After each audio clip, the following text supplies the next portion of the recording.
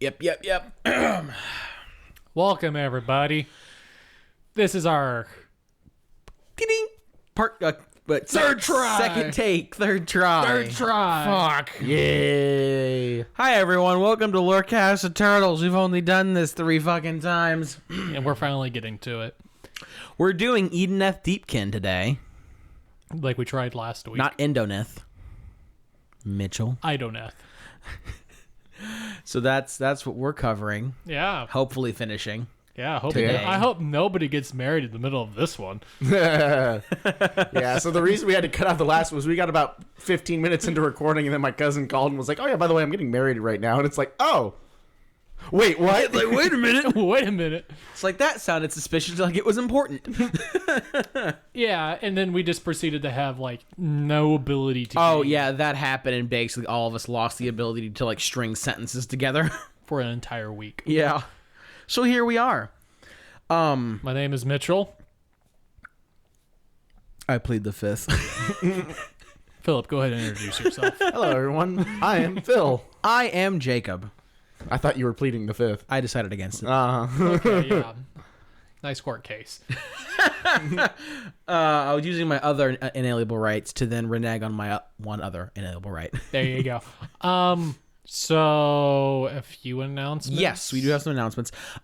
First and foremost, I do want to give a quick shout out to a friend of ours in the Discord, Ozzy, because he did help us a little bit with this episode because we forgot to pick up the battle tome for Idoneth. Forget or do not have the money yet to gather them. For reasons unknown, we do not have the battle tome, which normally when we do faction breakdowns, like y'all know, we go over the units a little bit, just from like a lore perspective, and the battle tomes also have good amounts of lore in them too. So really good amounts of lore. And especially apparently the Idoneth, the 3rd edition Idoneth Deepkin battle tome. You would say Idoneth, I'm going to say Idoneth. As long as it's not Idoneth. Idoneth, yes. But apparently Dude, I fucking love the Idoneth. there's gonna be a fucking mugging at this table before this episode's over. But apparently that battle tome had a lot of lore in it. So Ozzy had the battle tome and he gave us some info. So thank you very much. We will ship you cookies. No, we won't. Okay, I tried. First, they will go bad. Second, I'm not spending that money. Maybe it'll be a World of Titan. It's expensive to ship into Switzerland. We learned that when we were trying to ship to. So what I'm hearing England? is it's easier to like ship plastic overseas. It would have cost us $45 to ship what about 1 inch by a 3 inch by a 4 inch. What about resin? No. What about a Warlord Titan? Shut up. But yes, thank you, Ozzy. We really appreciate the help. Second, This is the last announcement for LVO. It's happening in 2 weekends. We're gonna be there. We're leaving Sunday night. we're leaving from LVO Sunday night. Yes. Yeah. We're gonna get the 26th, I think, Yes. and we're leaving the 29th. Yep. Late the 29th. Very late. And so this is going to be the last announcement for that because by the time we have the next episode, we will have already gone to it. So to the people who are coming, we'll probably, if y'all want to, we'll probably exchange some details and whatnot in that chat later. So if we want to meet up or something like that. Somebody's currently dying outside. Yes, I can hear the sirens. The Yes. wee woos. The wee-woos. Yeah, the only bad thing about this place is that it's like near a hospital, so ambulances all the time. Hey, but if I ever get shot, I can walk to it. Yeah, I know, right? And Limp since I work your for the dying government- ass over to the hospital. Since I work for the government. Oh my God! Why was that so loud? Okay, sorry about that. That spooked the shit out of me. Sorry, everybody. Oh my lord. We here at Lorecast Tunnel have a very secluded and professional setup for our podcast, as you can clearly tell. Nothing but the best. So yeah, LVO, and then we have set up a Patreon. Yes, We have that 3 happened. levels. $1, $3, $5. Yeah, we put a link in the Discord when we first made it, but yeah, we finally stopped procrastinating and we got it done before the end of December, like we said we did. It's the 13th. I might upload this tomorrow. It might be the 14th until everybody knows. But yeah, so it's real simple. There's 3 levels, 1, 3, and 5, and Actually, 4. One. There's a meme one That's $1,000. It's very memey, but you'll see it and you'll know what it's about. And like it says, Actually, only the Discord members will know what it's about. it is a threat. Yeah, and just so y'all are aware, Patreon, it is going to be a work in progress. You know, we might add new things, we might take things away depending on how well they integrate and work and things like that. So yeah, definitely will be subject to change. So I'm just know, and just know that it might not. Thank be you everybody the for your same. patience. Yes, we really appreciate it. And another thing on the Patreon is some of the things in there have to do with like chat rooms and things like that we have not been super active in, and we apologize for sucking. But with the holidays being as crazy as they were and then setting up for LVO, it's been a hectic month, and we've kind of dropped the ball on being active in those chats. So we apologize. I think the most active we've been is when Ozzy gave me crap about the Red Wings. I'm a Red Wings fan. He goes, "Do you always go for teams that don't win?"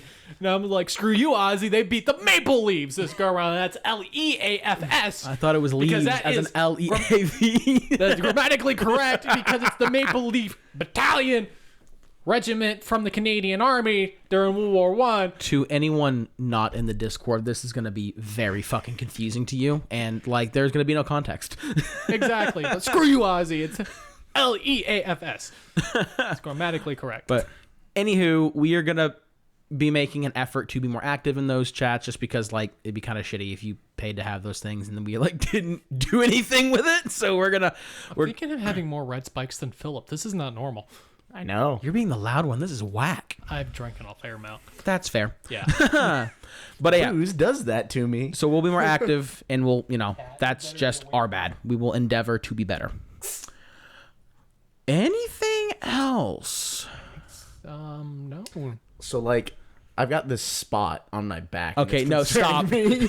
This conversation stops. See a doctor. I need to go to a doctor's office. Oh, I've needed to go to a doctor's office for like 3 years now.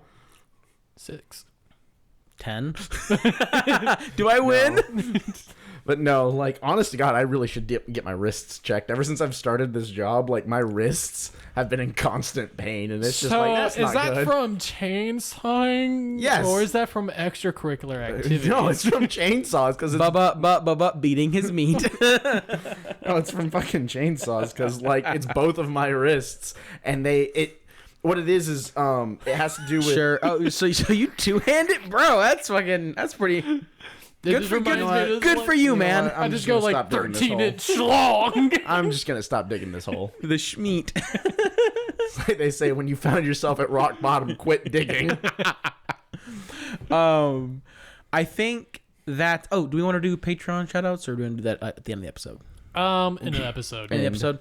Cool. If you are a part of the Patreon and want to hear a shout out, get fucked. It'll happen at the end. This episode will be 9 hours long. Skip to the end. This is a song that never ends. But yeah, Idoneth Deepkin. That's what we're doing. I think that's all the announcements. So let's go ahead and get in. Also, one thing I want to say real Never quick. mind. I was have wrong. one goal at LVO. Oh, okay. And that is to find Bricky. Oh God, he is gonna be there, isn't he? That is to find Bricky, because like I fucking love his episodes. Stalker Protocol activate. I mean, not that bad. Phil's gonna be walking around like, I've got you in my when you meet sights. Ricky, can you tell me like how big he is? Because I guarantee you're gonna suck his dick. Listen, we have to. Okay, we have to. Excuse you. We have to make a deal. If we find him, nip. Nip. Fucking say it, Mitchell. Don't watch Bricky. Say it. Don't watch him. Okay, so Lorecast Turtles is breaking up. Oh God. on here. All right, it's been a good run. It's just gonna We will be me and shutting Phil down now. Patreon tomorrow. We'll see y'all later. Also, to the certain person who said that they're going to be making super meme shirts for me, Mitchell, and Phil, I'm gonna hold you to that. Yep. At LVO, I'm a 2X. I'm a 2X. So I'm between a large and an extra large. Just make him 2Xs. Make them 2Xs. He can be baggy. It's fine. You'll be my nightgown. Exactly. There you go. But yeah, that is it. Look me in my eyes, Mitchell. Is that it? Yes. Phil? Is that it? This is a Oh song. my that never God. ends. Okay, we're only fucking 10 minutes in. Wow, that's actually not as long as I thought it was going to be. Yeah, really. We're actually less than 10 minutes until I about stop speaking. 10 minutes. Until now. Okay. Alrighty, continuing. Idoneth Deepkin, they're sea elves. Bye. I don't know how to transition. They're to more that. like Viking raiders. Okay, how about this? I'll start off by talking about some of the old world stuff for him while you unstroke yourself. After talking about Philip jerking off, saying unstroke yourself made me feel really, really uncomfortable. Phrasing? It's gonna be a Question mark? I'm just Sir. gonna need a minute. I am not sober enough. Shut up! I just need a minute. I just need a minute. How am I the straight man this episode? You look like you belong in Portland. I don't. I do. I'm wearing my flannel and my beanie, but it's also because you keep your house cold and then I'm sitting directly under this damn fan. I don't know how this happened, but I'm blaming Philip. Anywho, so for those of you who don't know the origins of the Idoneth. Idoneth, Idoneth. Idoneth. Idoneth Deepkin. Thank you. Oh man. Oh fuck. What was their? Slick. What? How do you pronounce their like OG technical name? It's like the. Oh, he's gonna kill me. The like Sethai or Sethay or something like that. I'm gonna say Sethay. Sethay. I think. If I'm wrong, I'm sorry. Please don't kill me. It's spelt like CYIAE or something like that. But it's an interesting name. Point being, is their old world, or world that was origins, are that during the end times when Slaanesh was nomming all of the elven souls, in particular the elven followers of the elven sea god, is it pronounced Mathlan? Mathlan. But it's not math. It's not Mathland. It's like Mathlan, right? Mathlan. Yeah, that was the elven sea god, and so basically it was like the. Are we starting this early, Mitchell? Yes. That's probably Philip's leg. Anywho. Well, that was my leg. Oh yeah, it was. Y'all two need to quit playing footsies. Train of thought. Where did you go? The Elven Mariners essentially were the like hardcore followers of Mathlan, and they were some of the. I think they just were the last Elven souls to be eaten by Slaanesh and Mathlan. Well, yeah, their god got myrtleized. Myrtleized, yeah. No, Mathlan literally sacrificed his life to protect his followers. So they were the last. They were the last Elven souls to be devoured, and so they were sitting on top of the stomach of Slaanesh. Yes. Yes, that's the reason why they were the first to be gathered out. Yeah. That one. So whenever, the four major elven gods of Age of Sigmar came along and kicked Slaanesh right in the stomach. It was 3 + 1. It reminds me because she wasn't a god by this point. Marathi was not a god yet. to everyone, or goddess. everyone who's seen Dragon Ball Z, when Cell gets kicked in the stomach so hard he vomits up 18. That's kind of how I see it. It's not how it happened, but that's how I see it. But yeah, the cool thing about it is like it's almost like the worship of Mathlan. It's almost like it's like encoded in like the genetic memory of the Idoneth Deepkin, because even after they were taken out of Slaanesh and like reforged or remade by Teclis, because Teclis is like technically the. They were Idoneth just so sea-bound, weren't they? They just have the kind of like the worship and like the traits and of Mathlan. They just knew it. They didn't really know why they knew it. They just know that they did. So I think that's really, really cool. But yeah, that's basically the old world origins. Is they were just the elven mariners of the time in the world that was, and that's the god that they worshipped. And he was a good dad. He died to protect his kids, and I think that's super cool. Yeah. Also, my allergies are horrible right now, so if I make disgusting noises, I'm sorry. I will try to not be too bad, but like I'm dying. It's okay. I'm dying, Dude, cedar fever sucks. Oh yeah, no, Is it cedar fever season? I have it right now. Oh my god. Yeah, I'm here while sick. You're welcome. Oh my god. That reminds me of the time. Honestly, I've just kind of stopped paying attention because I work with cedar all the time, so I get like To people who do not understand the term cedar fever, juniper. juniper cedars, right? Cedar junipers, wouldn't it be? I don't know. Mountain cedars are really It's bad. real bad tree allergy. So cedars have a tendency to, when they don't release their pollen and for a long period of time, they will literally explode with their pollen. It looks like the tree is on fire because it just looks like smoke is permeating. The tree nuts everywhere. Except that it's yellow. It looks like it's like smoking sulfur. Yes.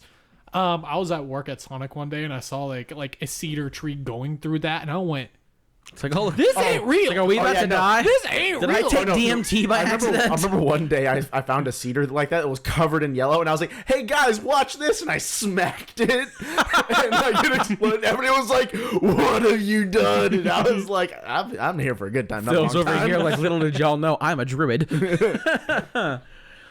Look how he. So grabs what the I'm mic. hearing is you like aggressively jerked off a tree. Yes. No. No, stop. He speaks for the trees. I do speak for the trees, and the trees say cut down those cedars. Dude, what most people don't realize is that cedars are invasive in this area. Oh, they're fucking No, everywhere. They're mesquites horrible. are invasive.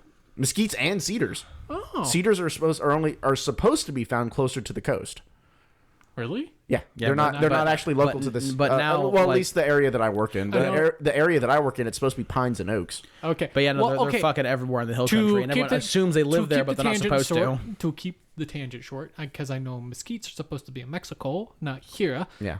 They I mean, make on the other hand, they make good smoke. they make good barbecue. They really do make good barbecue. Yeah, those needles can fuck right off though. Oh yeah. Oh yeah. But continue. Dude, I've had to replace I've had to patch so many holes in my fucking gator tires for that. Boots too, like fuck. Those things. Yeah. Oh no, I think there's one in my boot right now that's just buried so far in and snapped There's, off like, that I no can't pull there's, it like, out, no and point, it doesn't yeah. like poke all the way through the sole. So like, you know. But yeah, no. Cedar fever is basically like if you're allergic to cedar, and when this trees start exploding their pollen everywhere, it's basically every single allergy you have towards cedars comes up at once times 10, and you just basically fall into a coma for a week. If it's bad. Yeah. But really, Like, I was basically bedridden. it literally Guys, looks like you caught the flu. Guys, this is an Age of Sigmar podcast. Anywho, he said the thing. Roll credits. Moving on. But yeah, no, it leaves you bedridden, and you're just you're feverish, you're nauseous, snot everywhere, body aches, you're fatigued. It's fucking awful. If it's really bad, you'll end up vomiting. Like, it's just not fun. Your body's basically on red alert. Texas is a great place to live. That's me right now, and it's fucking great. The only reason why I'm operational is because I get it every year, so I'm just used to being miserable. Hey, well, continuing. So, how did the Idoneth Deepkin become a thing? Are you asking me? Yes. Or am I being voluntold? I'm asking Philip, but I'm looking in your eyes. Yeah, you are. So the way that Idoneth got started is, like I was saying, whenever the four elven gods got together, and I'm just going to go ahead and say the four just to keep things simple. But like, yes, technically Marathi wasn't a god but yet. yes, it's the four. Just yeah. Yeah. So those four came together, and they trapped Slaanesh and started ripping souls out. The first go-round was Teclis, and he managed to rip out the Idoneth Deepkin. If you give me a second, I'm gonna find their actual name, or how to pronounce their actual name. Yeah. Just because might as well let them know. Yeah. What? The actual, like, elven name for the Idoneth. How to pronounce it. Yeah. Idoneth Deepkin. Edenoth. And Idoneth. anyway, point being, the Sathay. Yeah, the Sathay. Or the Cathai, but I prefer Sathay. Yeah, Sathay, Cathai, tomato. It's like Satan versus Catan. Yeah. Depends on who you ask. Sathay rolls off the tongue easier Yeah. for me. Abaddon or Abaddon. Dipshit.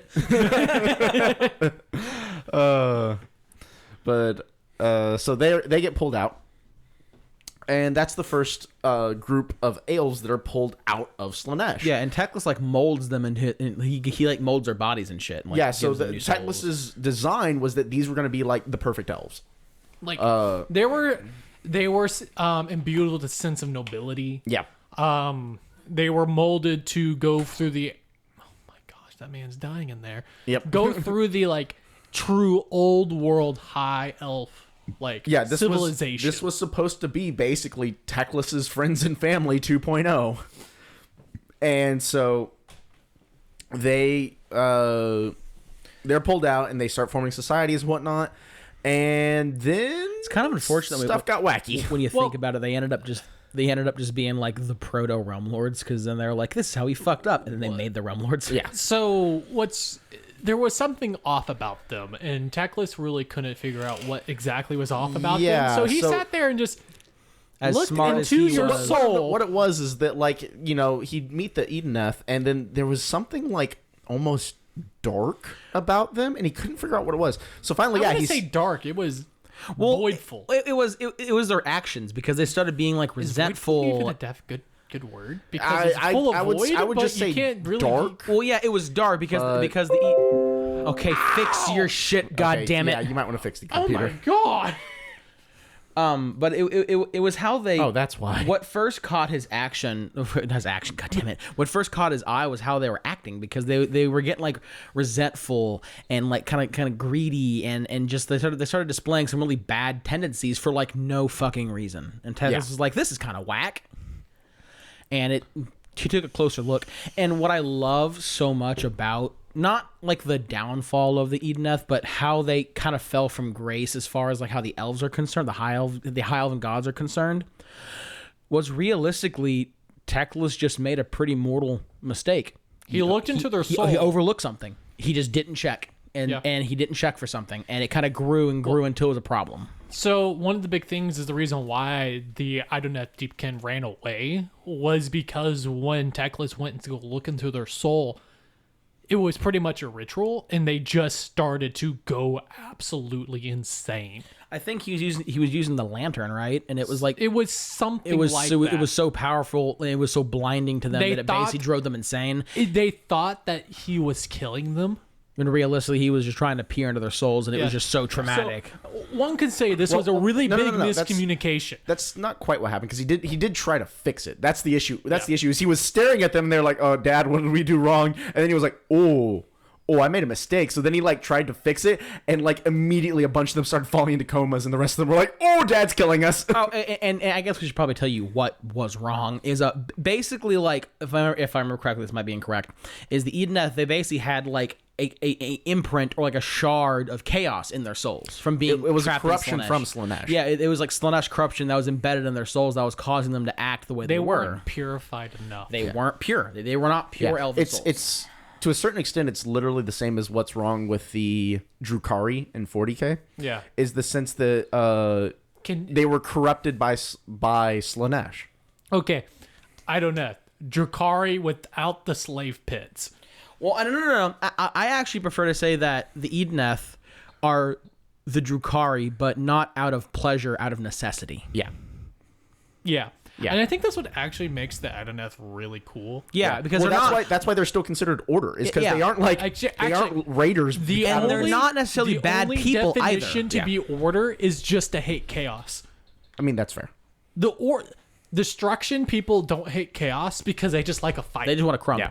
That's all they want to do. If you're death, it's because you're an angsty bitch. The enemy of my enemy is my friend. Nagash.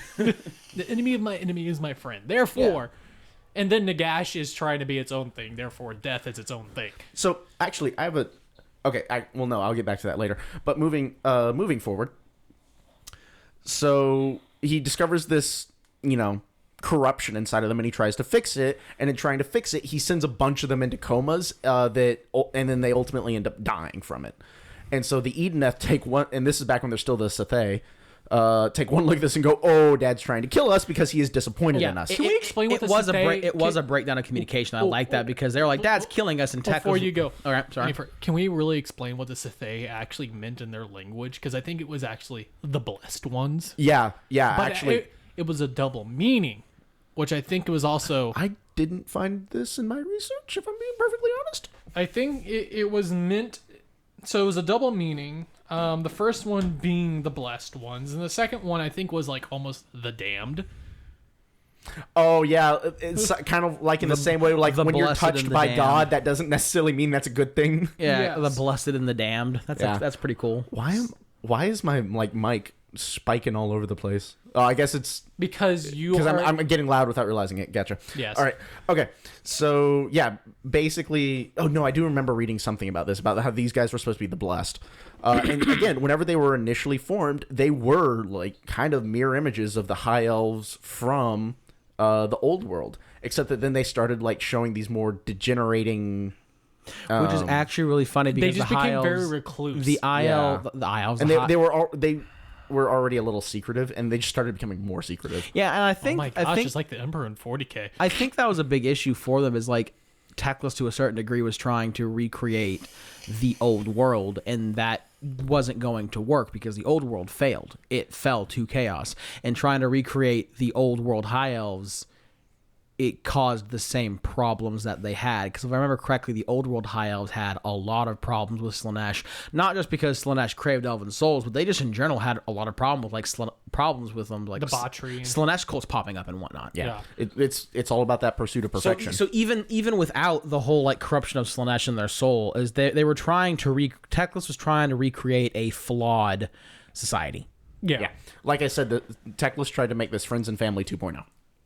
Yeah, and that shit just wasn't going to work. Yeah. So the Idoneth start dying, the Sethe start dying. And so they're like, okay, we're going to get the hell out of here. And because of their affinity trying for to kill us. the water and the sea, they ran away into the deepest, darkest pits of the ocean. Yeah, that they could find. this is when like Mathlan's genetic like memory kind of came into play, because they were like, "Fuck, where can we be safe?" And their blood was like, "Go to the water," and like that's exactly where they were. Yep. And then you have the whole like super dark, fucked up under the sea adventure. Yeah, dun exactly. dun dun dun dun death. Yeah. So they It get was down not there. fun for them because they got in the ocean and they were like, "Oh man, here be dragons." Yeah, and they are so far down into the deepest pits of the oceans across the mortal realms that even like not even chaos can find them. Yeah, no. Unless nobody you're knows how to Skaven, find 'em. unless you're Skaven, Even that was by because accident. there's that one time on accident. So, like they became a myth. Just I can So- see Nagash like, wasn't there an ocean here? What I love so much about this lore is that in my mind, when you're thinking about it, the Idoneth Deepkin is a myth come true. Yeah. They've done. It will go further on the lore, but It's almost like it's almost like they're the Skaven of the old world, because the Skaven in the old world were a myth for a long time. There's not sentient rat men underneath our feet. There's not evil elves underneath our boats. You know what I mean? Like it almost has the same kind of vibe to it. Yeah. Like those don't exist. There's no way. There's no way rats can live so far underneath our feet and there be billions of them. There's no way that there can be millions of elves living in the ocean with all the monsters of the sea and thrive. That's impossible. yeah, Until they like sack your village and take all your kids. Yep. yeah, So, and that goes into what the Idoneth ultimately ended up having to do.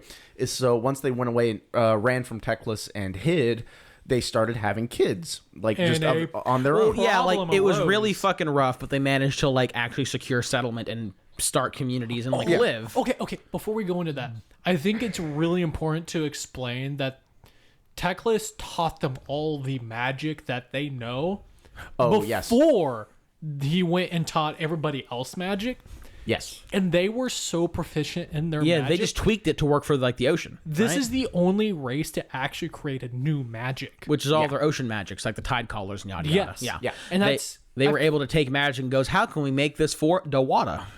Yeah, and I think that's actually very important to actually realize, because it's their magic that allows them to live underwater. Oh to yeah, breathe 100%. If underwater. they didn't have, it's the Ishran, and we'll go into that later. But if they didn't have their casters, and if they weren't as intelligent and proficient at magic as they are, Idoneth wouldn't be a thing. Like they would have all died. Like Yeah.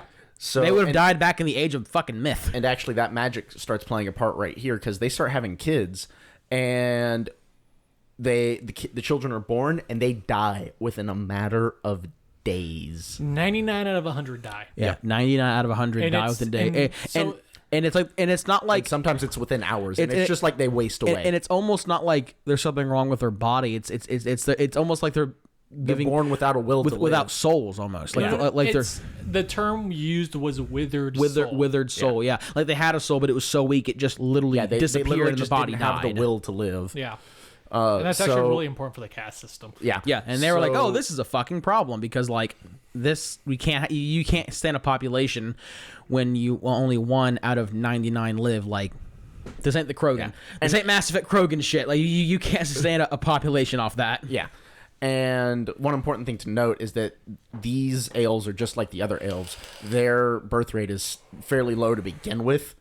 And then you throw in the fact that only 1 out of every 99 children Yeah, live like to adulthood. the elves that still Naturally, that is. the Sethe that still live, they're still gonna have long lifespans like elves. So like you're only let's say this is obviously an arbitrary number that has no like merit to it, but let's say like if humans have 100 kids a day, the elves have like 1. Yeah. And then if only out of all those if only 1 out of the 99 live, that means every 100 days one kid lives. Yeah. Where humans have like in the same 10,000. time period, yeah, humans have had, a few, like, thousands. yeah, literally 10,000. Yeah.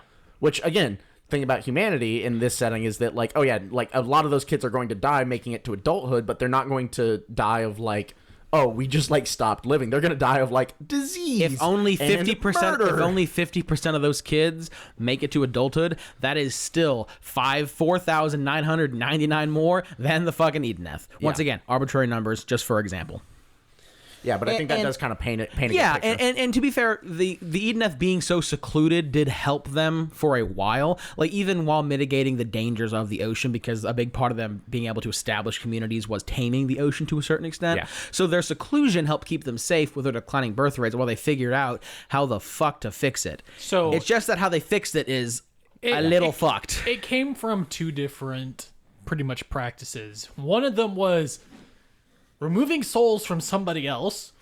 That was one practice. And the other practice was implanting a soul into somebody else. Yep.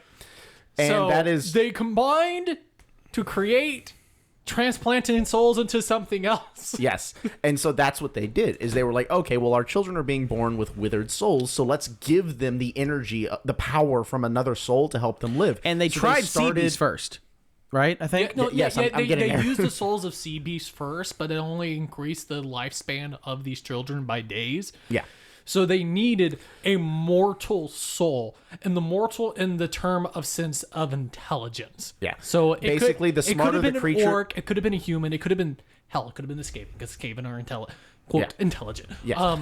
But no, so Heavy and that's quotes. basically what it boils down to, is that the more intelligent the soul, the more potential for the soul, the stronger the child can become and the longer it can live.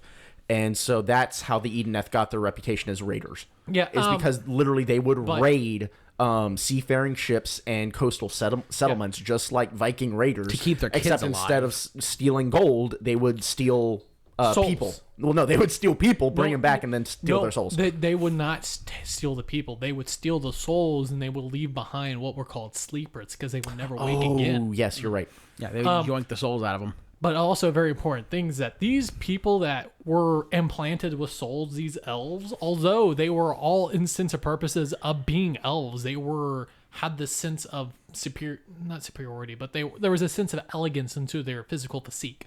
Yeah. First, they only had a lifespan of about roughly 40 years. Mm-hmm. Second, they had no eyesight. Yep. Like, they're blind. All thralls in the Idoneth Deepkin army and everybody, they're blind. I thought they're called Namarti, the thralls. No, Namari are the lower Yeah, class. the lower class, yes. But those are what like the thralls are, right? No. Yes, Well, it's the thralls, but it also includes more. yeah, the Namarti. All the cast of Namarti is the cast that has their souls implanted. Yeah. The other two casts are actually They're the one of 99. They're the one of the 99. Yeah. that are like, hey, Yeah. I'm gonna live for 500 years. Have Just to fun. be clear, the Namari can give birth to the higher classes, right?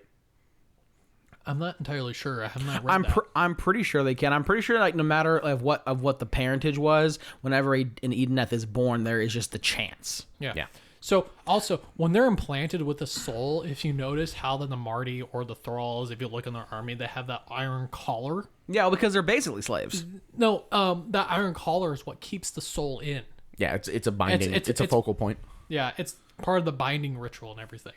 It's super fucking cool. Like it's horrible, but like Yeah. it's cool. Like, again, this is the when difference you first look at the between- mod, you go, "Oh, that's hella stupid." But once you learn the lore of it, it's an amazing piece. Well, It's an amazing concept. it's a cool symbolism too, because the Namarti, like I said, they're basically treated like slaves. Like not as bad, but not well either.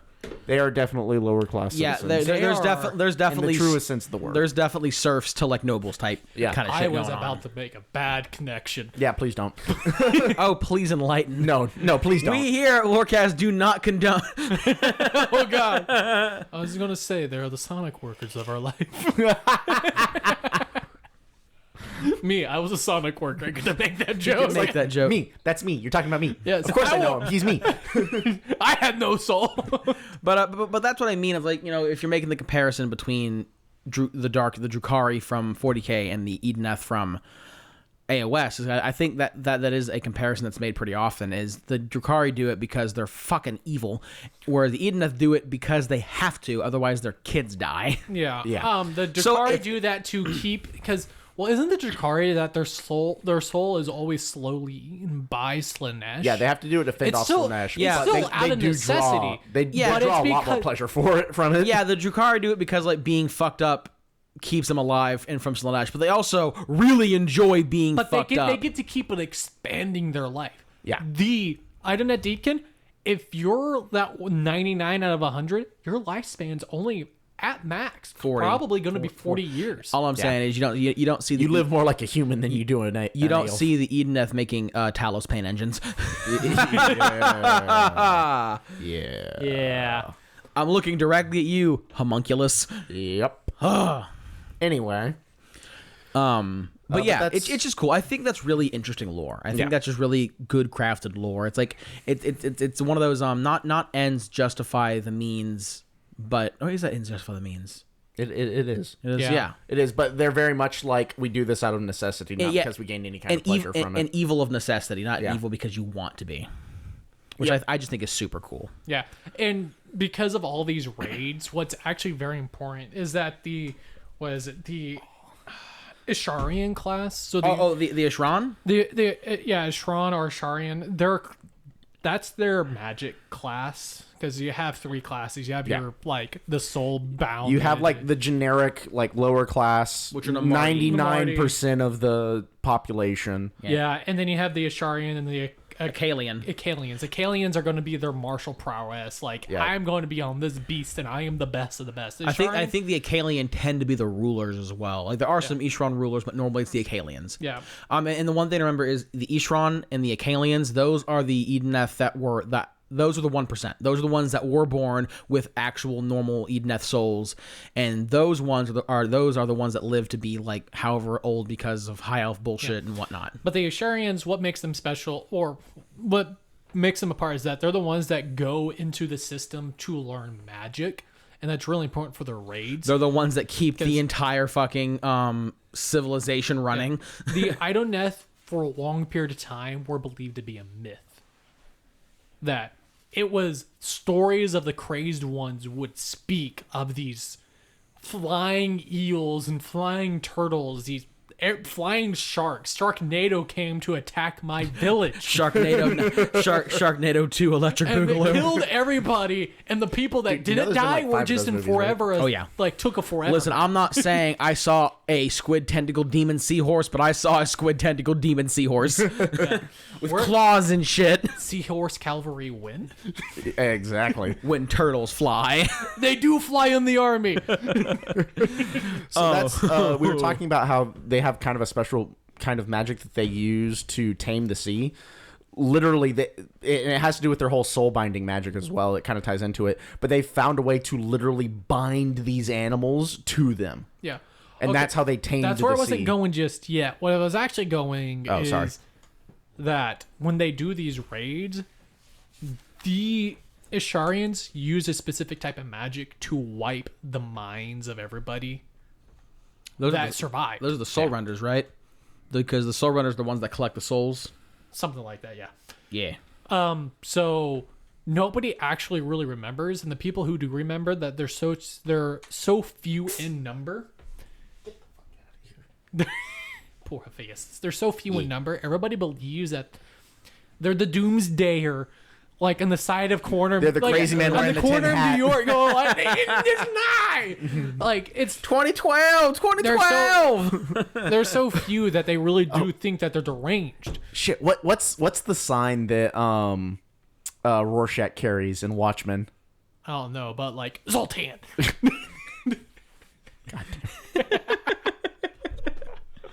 Please tell me somebody got that reference. The cool thing is back when we were talking about how the Idoneth they changed the magic that Teclis taught them to fit what they needed it to fit into so they could live, right? Yeah. So the raids that they do to collect the souls to keep their kids alive, that is a specialized type of magic that they made for their society. It's called soul rending, if I'm correct. and basically all the magic they do, it's all tweaked. And it's just really cool that they made a lot of different forms of magic specifically so that their society could thrive. Yeah. And I just find that really cool. You get these really cool, unique magics that get used. Maybe not necessarily on the tabletop, but like just lore-wise. This is the only race in this world that has actually created a new magic just to survive. It's super fucking cool. I really enjoy it. And the fact that they use that magic to steal souls, not only to steal souls, but also to bring the sea creatures from the sea to be able to fly on land. Because they bring the sea to the land, and they will also go up rivers. So there's like... They even use the magics to like build cities and make the water livable for them, and how to tame beasts and all kind. I think even the magic they use to peer into the bodies of newborn Idoneth to see if they're withered or not is a special type of magic that they created. No, I think that is part of like the older magic that Teclis taught them. That's just because Teclis saw into their souls, and something wasn't right. He noticed one thing of note though, that their magic actually didn't create, but that they rely on heavily, is there's actually a very special kind of realm gate that they use. Yes, the Tideways, right? Yes, is it called the Tideways? No, Give it's me close. a second, it's the and I whirlpools? will find it. Yes, the whirlpools. Yeah, something like that. Yeah, it's whirlways.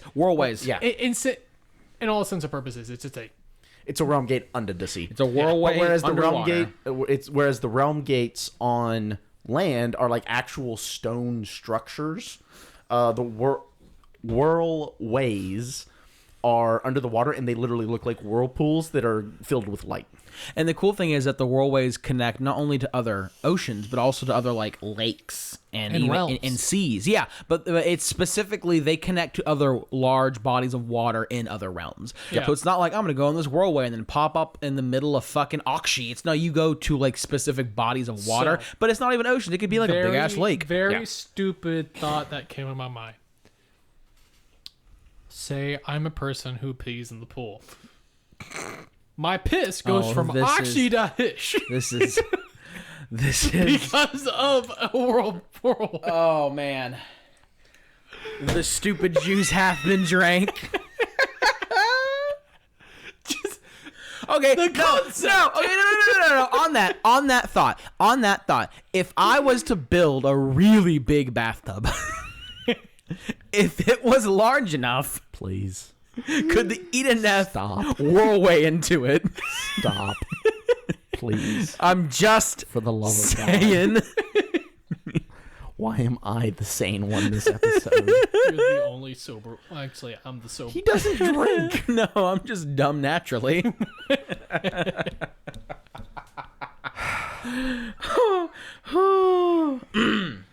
Dear Lord in heaven, give me strength. Oh, fuck off! Like You're you, agnostic. Like you Shut the hell like up. you are. Look, this mother bought me Kingdom Come Deliverance, and when every third word out of their mouths is "May the Lord protect me," it's like kind of starts to rub off. Listen, Philip. I'm not saying I'm like suddenly converting to Catholicism, but also like I'm picking up the lingo. From the depths of my soul, I am sorry that we're making this episode hard for you. But also, you hypocritical motherfucker, if you're gonna sit there and pretend like you don't make our lives fucking miserable every episode. So, with all of the love in my heart, eat a bag of dicks. Anywho, Idoneth dicks. Ow! I like it rough, Mitchell. What can I say? Put your toenail underneath my toenail. Don't make a joke. Don't make a joke. Don't make a joke. Don't do it. Don't do it. Keep the podcast R. Don't make it X. Hey, I'm fine. Hey, Jacob. Nope, shut the fuck up. Jacob. Shut the fuck up. No, Shut the look at fuck me. up. Look- Shut the fuck up. Can you please exit me? Jacob. Jacob, look at me. Look at me. Daddy, I don't want to be on Namek anymore.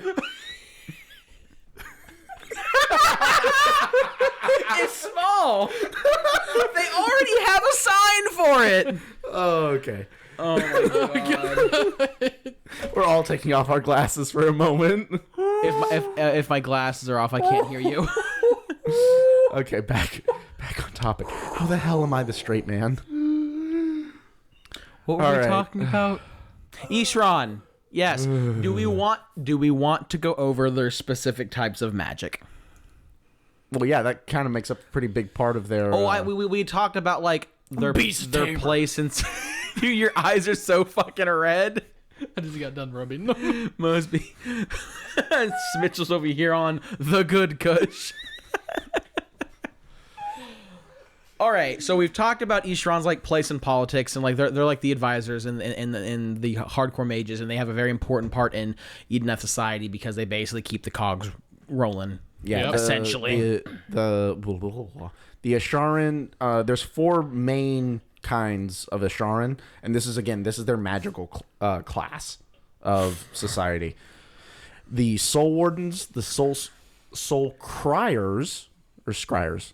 Soul Scryers, sorry, I misread that. Are they the ones... Soul Renders and Tide Casters.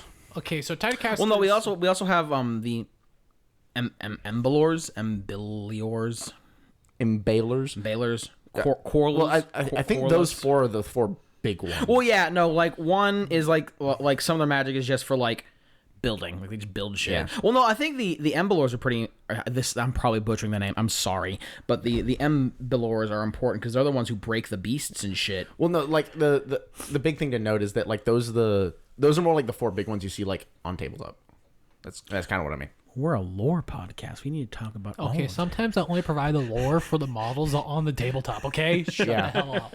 Sorry, if I was being annoying, it's because I was cosplaying as Mitchell. But yes, there are technically more than 4. I love you. I'm sorry. No, you don't. I'm not. You're right. Fuck off. So, just to name a few other ones are the Chaloris, the Embalers, and Truhias. Bless you. Thank you. Truhias, I think is the correct pronunciation. Yeah, Truhias or Truhias. Well, it depends on whether or not the H is silent. Yeah, that's fair. Yeah. Words. We get credit for trying. Anyway, so yeah, the Chiralis are, they're builders. Basically, they use their magic to help build the society and establish the cities. So you know how Eldar they have, bone singers. Yeah. Choral singers. That's what they are. It even has coral in the name. Oh my god!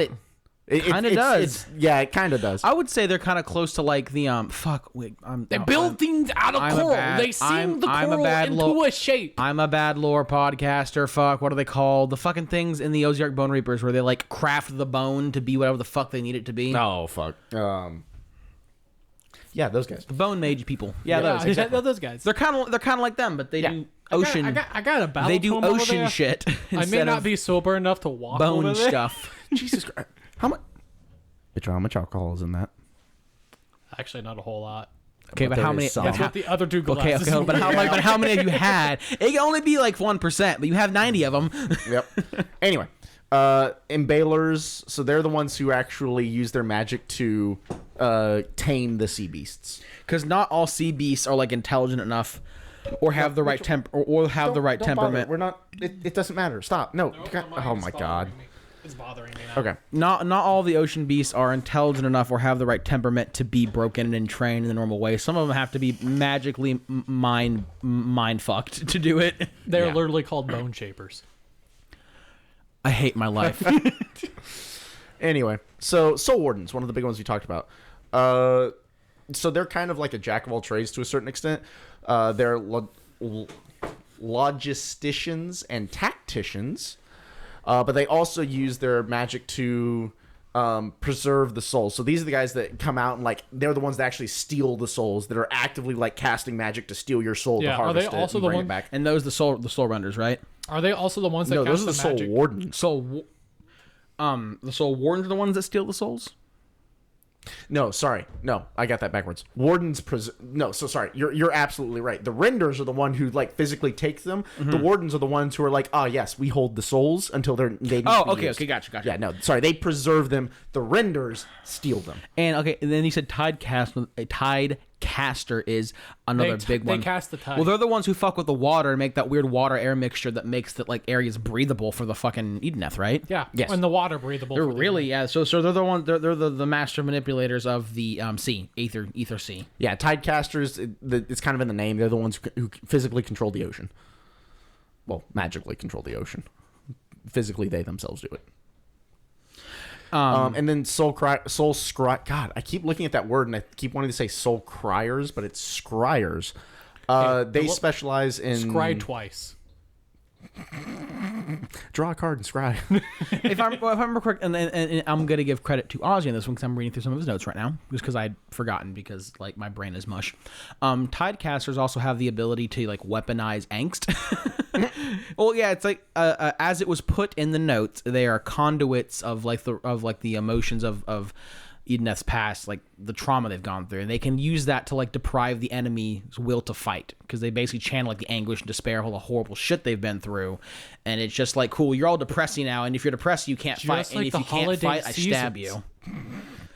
Tidecasters use weaponized holiday depression. Correction. They just unleash the rage of a Black Friday mob.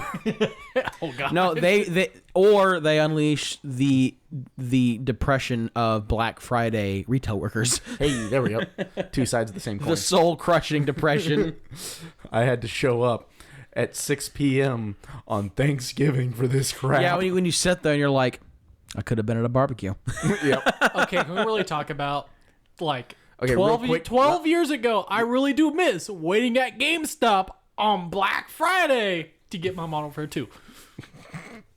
I really miss it, okay? Dude, you know how I got my first M-rated game? I was like, I want to say 16-ish. Somewhere around there. I was still in high school, but I was already in high school. And then I tricked my aunt into getting it for me on a Black Friday What sale. game was it? Battlefield 3. Oh, that's a pretty tame M-rated game, though. Yeah. it's not like not like my first M-rated game was GTA 4. Well, no, but like my I parents really were very thought much like, you were no, going to go into like my hentai dating game. Oh, no. No, Like, no. I really can't talk. I remember one of the first games I ever played was Halo 1, and I was 8. Don't ask me how I got that game, because I honestly can't remember. Oh, yeah, no, that was First the My game mom that I was like officially shooting played? aliens. That's okay with me. And then I was that kid who was like meleeing the dead bodies, watching fucking blood go everywhere. And I'm like, I don't have emotional issues. I'm perfectly fine. Call of Duty 2. COD 2? COD 2. Okay, Modern Warfare 2 or like normal COD 2? Normal COD 2. That was teen, wasn't it? It was 3 that was, I think. You had an option to turn off the blood. But I still think it was teen. No. I'm almost positive COD 3. anyway. I'm almost I'll positive look it up COD for you. 3 was the first M-rated game they had. Anyway, but like at the time, my parents were like super like, no, you can't have that. And then like I tricked my aunt into buying it, and my parents were like, you little shit. Watch your mom listen to this, and then she's gonna see you and beat your ass. No, but then like, actually no, I must have been like 14 at the time, because then like 2 years later, I had an Xbox 360. And then I started playing Assassin's Creed. But my mother was more okay with that because, like... Historical accuracy. Yeah, well, not It's exactly like, listen, mother, accuracy, yes, but I'm history. walking around murdering people indiscriminately, but also, like, this is a accurate map of Rome. Yeah. So, like, I'm learning. Yeah. No, my mother more just liked poking fun at it because of the historical inaccuracies. But then she'd be like, holy shit, they're including the Borgias? Like, oh my god, they actually did a little bit of Wait research. a minute.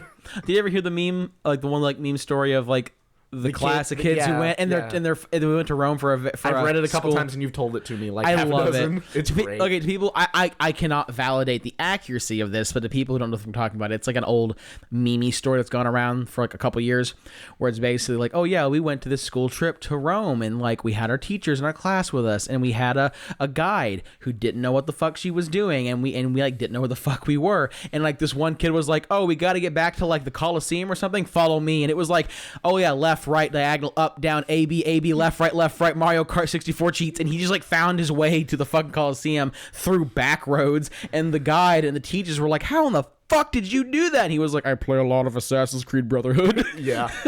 Call of Duty 2 was rated teen. Get fucked. I had no life when I was little. I know my video games. But yeah. Why am I sad? Point Du Hawk was my favorite mission. Okay, But hold, no, hold it. so- Can I go off topic 1 second? We've been off topic this entire time. I know, but like, did any of y'all play Pro Skater 2? No. Like Tony Hawk Pro Skater 2? No. Is that the one that was also on the PSP? Yeah. Yes. Dude, I played it on the PSP. The all the vibes time. of that game. Loved playing a Shrek. The All I remember is playing that game and fucking All-Star by Smash Mouth was on it, and I was like, this game's a Also, vibe. that game introduced me to the band The Doors. Life changer.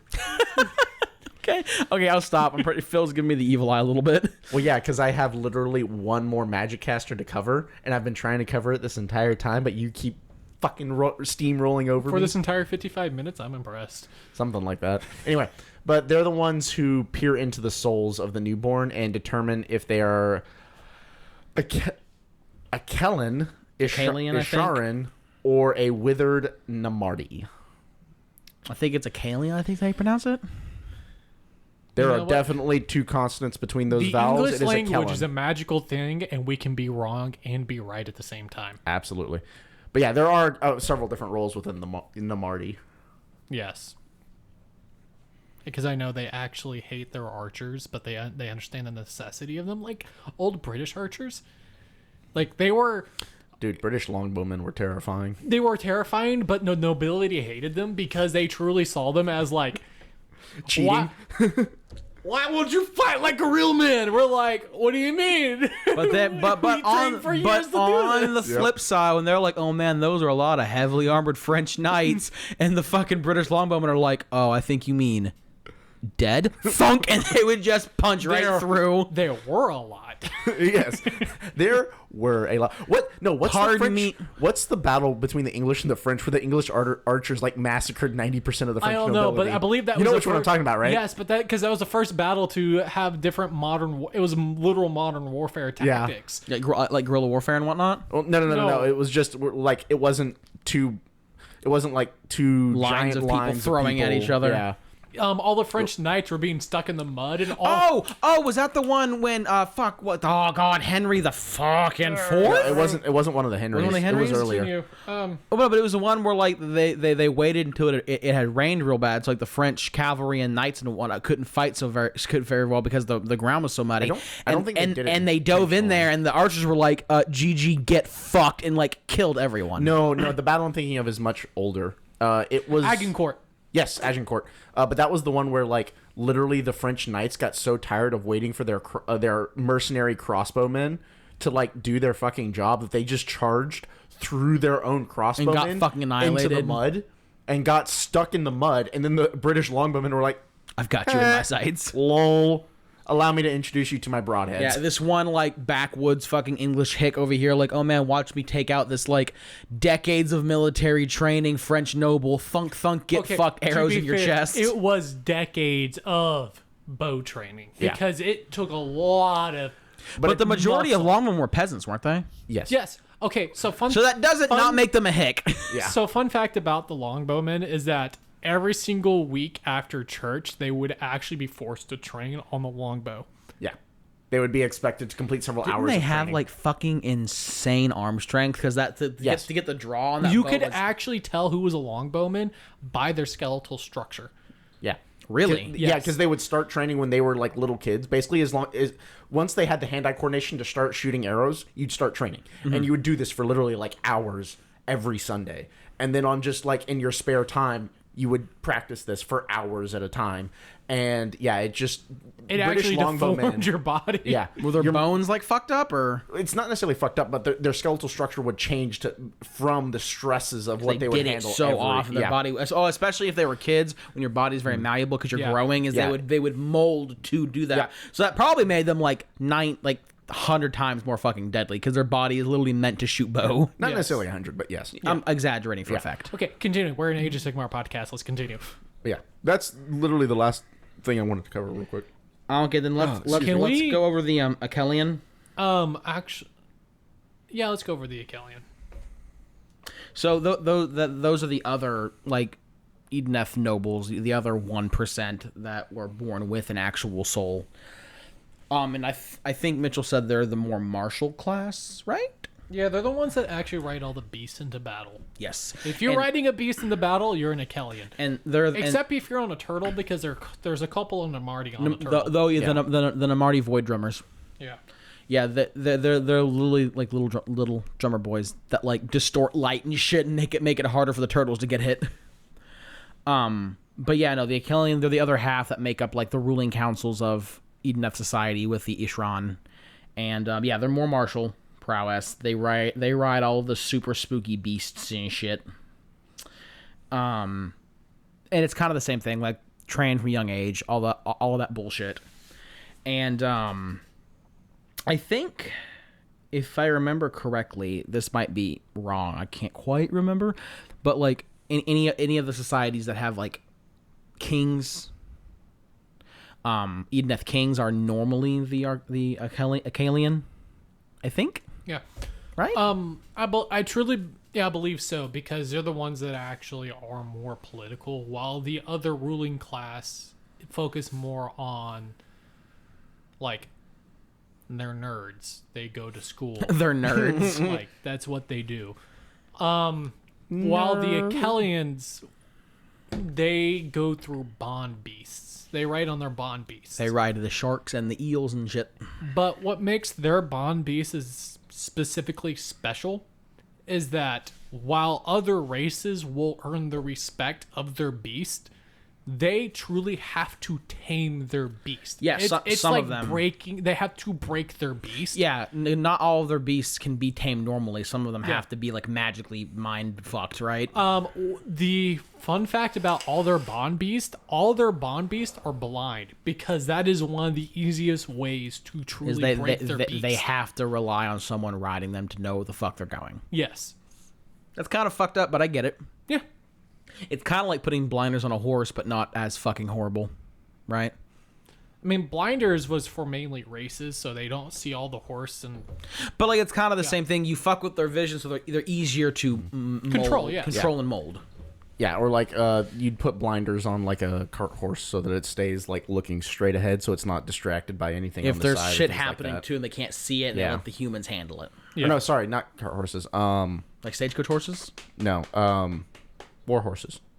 Yeah, because you want war horses yeah, to go when in a you straight see all the line. You other don't want them fucking being shit around distracted them. by shit on the sides. Because it could freak them out, right? And they'd buck the rider. Look, at my right, 3 horses just died. Yeah, and you see 3 horses getting the fucking... I heard it, but I didn't see it, so when it didn't happen. The legs buckle, they're flipping, the horse is like, fuck this, and knocks the rider off, No, yeets. literally. No, that makes sense. But yeah, it's like a much more fucked up version of that, kind of. So yeah, I think a lot... And so that means that the majority of the Achelian, like, battle stuff is essentially cavalry, right? Basically just... You got flying sharks. You got flying eels. You got flying turtles. Turtles! That's about all I remember. If I ever make an Idoneth Deepkin army, it's just gonna be oops all turtles. I always just think of the fucking what was the turtle from Finding Nemo? Like, what's up, bruh? That turtle. I love that Was guy. it Mike? Was his name Mike? No, Oh, I almost want to say Gerald, but Totally it's not the same. tubular, dude. yeah, and the little kid. Yeah. I love that one. Fucking. Gerald is the guy Yeah. from Naruto. It's like, oh, they're having a great. This is a blast, bro. As like the rider's stabbing people in the face, like, surf's up, bruh. Oh my god. By the way, that's one of my favorite animated movies. Is Surf's Up. Oh, dude, I love that movie. I love it so much. It's the one with the surfing penguins. Yes, isn't Oh yeah. Yeah. isn't it Jeff Bridges who plays the older penguin? I forget, but it's, And then it's Shia LaBeouf, isn't it, who plays the I think young so, hotshot? Yeah. Yeah. I think it's Jeff Bridges and Shia LaBeouf. you see him. Shia LaBeouf. Oh God! I remember when that came out in high school, and we tricked Miss Long into letting us play it on the big screen, and everybody was like, "What the fuck is going on?" Oh God. Have you seen the actual like Broadway video of it? And then at the end, there's one person, Yes. and like it's Yeah, Shia that's what I'm LaBeouf, talking and he's about. clapping. Oh, that's amazing. No, so we were good friends with the librarian at the time, and we tricked her into letting us play it on the big screen to show all of our friends. And Oh she my came out and she was like, God. what the fuck is What this? the fuck did y'all do? Because like it's not like it's R-rated or something. Yeah, no, it's it's just just whack. weird. It's just whack as fuck. It's not like me. Yeah. It's not like Stop. Deceased. Die. Quit it. I got tricked into watching that fucking video, and halfway through I was like, what fresh new hell is this? drugs. It's not like we it's not like we No, tricked her into buying it's like Spice and Wolf. it's like the super dark, depraved, fucked up, horny. It's bad. Wait, what? Me, the video. You know what that's about? Like what's I've never seen this video. Porn addiction. porn after addiction? back. Yeah, it's like the dude like loses his girlfriend because of porn addiction, and like it's kind of he starts like going insane and shit. Yeah. Yeah, it's fucking horrible. Yeah. Like the song kind of slaps, but it's fucking horrible. Yeah. Oh. Don't pick up your phone. Oh. No, that's just like, what the fuck? Also, my notes are on my phone. The fuck are you talking about? Listen, you are the hedonite. I have to be on my toes sometimes with you. Look at me and tell me I'm wrong. Okay, can we talk about after we did the Hedonite episode? Oh, Our the Discord was lost its trash. Our entire Discord was like return to monkey. Oh my gosh, Chili, what the hell? They went crazy. You in particular. Shit got Anyway. whack. Anyway. Man, I lost train of thought. Shit, talking about the Achelian war beasts. There we go. I remember. There you go. Turtles, eels, sharks, weird demon seahorses. What else do we need to talk about? Their leader, Voltronos. Voltronos. We also should he's probably like talk the about high how their king, classes right? are actually organized. We can also need to talk about the actual beasts themselves, because they do play a very important role in society. Yeah. And like they're super fucking cool. Can Like you- me has a crippling fear of the ocean because like fucking the shit that lives in there is evil and I hate it. But also I like demon seahorse. Me, who has a crippling fear of the ocean because it's bad for real estate investment. Continue. Completely different fear.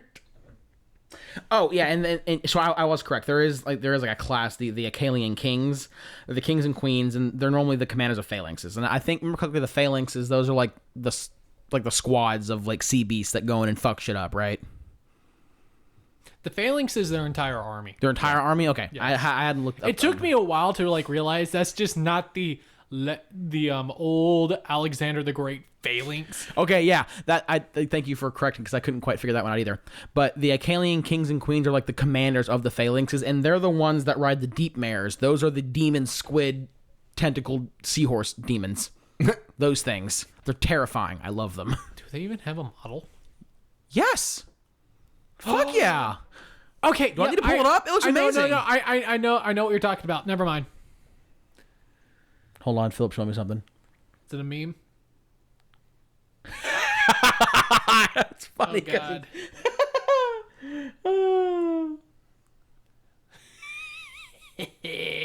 Good old Warhammer memes. Yeah. But yeah, so like, yeah, there's the Achelian Guard, Achelian Alapexes, the Achelian Levidons. Those are all the ones that they're the ones who ride the sea beasts. That's basically their shtick. And they're the other half of the ruling class. Yeah. Yeah. That's, Whereas, like one half is magic casters, the other half is warlords, basically. Yep. Although interestingly, it's the magic casters who are the rulers of the society. Like they all form a grand council together, but it's the magic casters that are like, no, we're the kings. I thought it was reverse. Oh, was it? Did I miss? I thought it was like they're the ruling council, but normally if there's one that's like the supreme overlord of like of an enclave, it's an Achelian. It's one of Oh the no, fucking... yeah, no, you're right. You're right. Okay. Yeah, the Achelian kings. Something we Remember, nerds are too stuck in their books to actually rule the kingdom. There we go. There we go. Something we didn't talk about for the Namarti, the withered. So we talked about the thralls, and then there's the Namarti void drummers. They're the ones who ride the flying turtles, and they literally beat their drum and it bends light and makes them harder to hit. That's their entire fucking purpose. They're also the only Namarti that ride to battle with Achelians. Yeah. But there's also the Reavers, and the Reavers are the ones that are in the army, but they're like the archers and the scouts and other mundane. Everybody hates, but they understand that their purpose is to actually do skirmish battles, which is very important for battles. Yeah, they're the one. They're the underlings. Hence why in the we army. had the entire conversation about English archers being hated but being very effective in the first but place. also being necessary. Yes. Yeah, they're the ones who do a bunch of the like low tier army jobs, military jobs that the Achelians and the Ishrons think are beneath them. So the Achelians and the Ishrons are like they do have stuck up noble vibes. Like while the Idoneth aren't evil, they're definitely not nice. Yeah, no. Like They're very much like, we don't want to have to do this, but they're also very much like, we will do what we must. yeah, Again, and also like the Idoneth are only I mean, shit, Their like, what only would you order- not do for your kid? They're only ordered because they hate chaos. That's the only reason why they're ordered. I just do find it kind of funny that they go through all the colossal pain in the ass raiding to get the souls to save their kids to then just treat them like shit. So here's an interesting thought I had earlier that I said I would circle back to.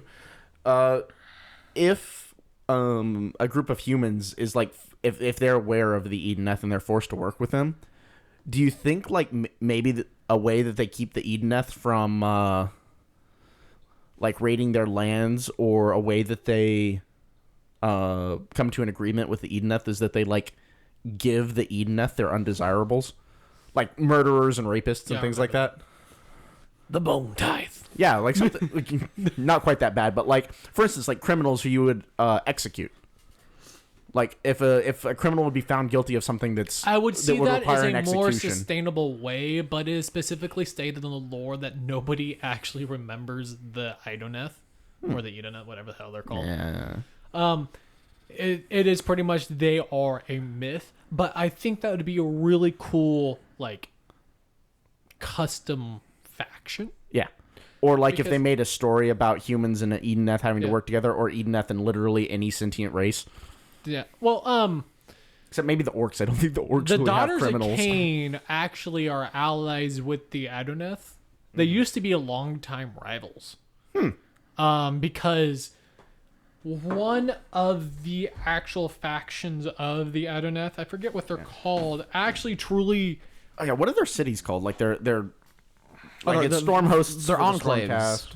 Is it Yeah. enclave? Yeah. There's a bunch of there's like major enclaves and minor enclaves. Yes, greater enclaves. There's even the and one minors, enclave that if I forget the name of it, but they made this city on this patch of ocean like land, and it started to move, and they were like, oh, what? And then they figured out that they had actually built their city on the back of a continent-sized fish. Oh. And they were like, what the fuck? Oh, It's called oh like my. it's called like a great scarafod or something like that. Oh or my. scaphopod, but it's a continent-sized like crab or Oh. something like that. Oh, no. So now their city just moves with the beast. Wherever the fuck it goes, they go. They're just like, we fucking can't do anything about it. We put a lot of time and effort into this city. We're not fucking leaving. And it's so big it doesn't care. well, Yeah. no, it's a symbiotic relationship because Well, yeah. they protect it. Well, it was all an accident. Like they didn't know what it it's on was. accident, but they protect it and it provides them a place to live. Yeah. But also, like, I think the Enclave's kind of hard to find because the fucking beast will just move. Yeah. Like, it's rare because it's so big, but every now and then it just fucking moves, and they're just like, wait, where the fuck did they go? And I think that's just super fucking cool. So, as far as the beasts are going to go, when we talk about the beasts, I'm just going to be talking about the Bond beast because there is a fuckload of shit in the ocean, and not a lot of it is described super, super well, and a lot of it you're not going to see a whole lot. So Yeah. I'm going to talk primarily about the Bond beasts, and a couple other things, but that's going to be it. The Dolhane are the people who are. Well, what I was trying to say earlier was that the Dolhane, which is a specific enclave of the Idoneth, they're kind of got really picky with picky with their food, their souls. Oh, is that One could say is that what racist? is that what the souls are now? Their food? One could say racist. They only believe that the souls that their children should become, like, if they were to imbue their children with souls, it had to be elven souls. Oh, does it make a difference? And it made a difference because the elven souls that they chose to raid were the daughters of Cain. Oh, So that's the reason why the daughters of Cain, for a long period of time, had a really big rivalry. some beef with the Idoneth. with the Idoneth. Yeah, It I'm sure. wasn't until the I'm Broken sure Realms of Marathi loved that. It wasn't until Marathi became a goddess until they became allies. Well, yeah, that's when Voltranos, the High King of the Idoneth, Yeah. that's when he like actually approached Marathi and he was like, "We got chaos to fuck over," right? Yeah. Yeah. Something like that. Yeah. And they're like, okay, we hate each other, but at the same time But also fuck chaos. but at the same time, we understand each other and we're okay with that. Let's just not deal with each other anymore. There's other elves over there. Let's yeah. Trust me. There are more elves. So they don't Go find really- them. They don't really mess with each other too much, but there's a reason why that the Daughters of Cain and the Idoneth really hate each other. The way Mitchell said that, one could say racist. I mean, they claim that it's like my child's not good enough for an orc soul. Okay, It's like You mean the orc soul isn't good enough for their child? like your Yeah. kid has a human soul in it? Fucking ew! I got a fucking realm lord. Like, get on my level. exactly. Timmy's a neuroscientist. He only 9-year-old. Has the exact same energy. Your cousin. I love Stephen He. So funny. Oh my God. We have your kids. Hey, Dad, I want to be a musician. Let me tell you what I tell all aspiring musicians. Number 1, Big Mac, extra large. Or whatever it is. What is it? Okay, we have your kid. We want $100,000 or we're going to kill him. Oh, okay. What? He got to be on a math test. I was going to send him to Jesus anyway. You're doing me a big favor. I was gonna send him to Jesus myself. By the way, this is for those of you who don't know, this is the emotional damage guy. Emotional damage. Yeah, Stephen He said his name was. Yeah, I think it's Stephen He. The one where they break into his house, the robbers, and the guy's like, leave, get out of here now. And then he that's shows a different up. guy. Oh, is it? Yeah. Oh, okay. That guy and Stephen He do very similar comedy. I'm All pretty right. sure that's the different guy though. Okay. Whew, that's funny as shit. Oh God. Bond Beasts? Go with Bomb Beast. I know that they're blind. Yeah. So there are a lot of different kinds. I'm going to talk about some of them. Eels, fish, Wait, if they're- turtles, wait, Shark, demonic seahorses. sharks. guys, wait, hold up. If they're blind, does that mean they're like astropaths? Shut up. Because when they're bonded to the Emperor, No. they become blind. I'm not going If to lie. this was water, I would splash you. But this is not. I really wish you wouldn't. I'm already cold. I had to roll down the sleeves of my flannel. It's on level 2, not level 1. It's still high, and it's blowing right down on me. Oh my God. Bro, Phil's I sleep getting- under full Continue, blankets. Jake. Phil's getting blown. Anywho. I'm gonna leave your ass here. And then Jess and I can outvote the rest of the household and turn the heater up. You can go to Humble with me tomorrow. The most dangerous city in Texas. What? Yeah, apparently I was watching a YouTube video. It stated it was the most dangerous city in Texas. Like, nope, that's Bastrop. No, it's not. Dallas. Fucking Dallas. Nope, Bastrop is known as the Hey, most... Siri. Don't make me whip out my phone Do it. on you. Do it. I'm actually curious. What is the most dangerous city in Texas?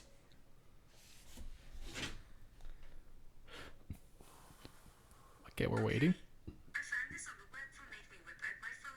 I had the whole conversation. Oh, God. Hold on. Okay. In 2023. Hold on.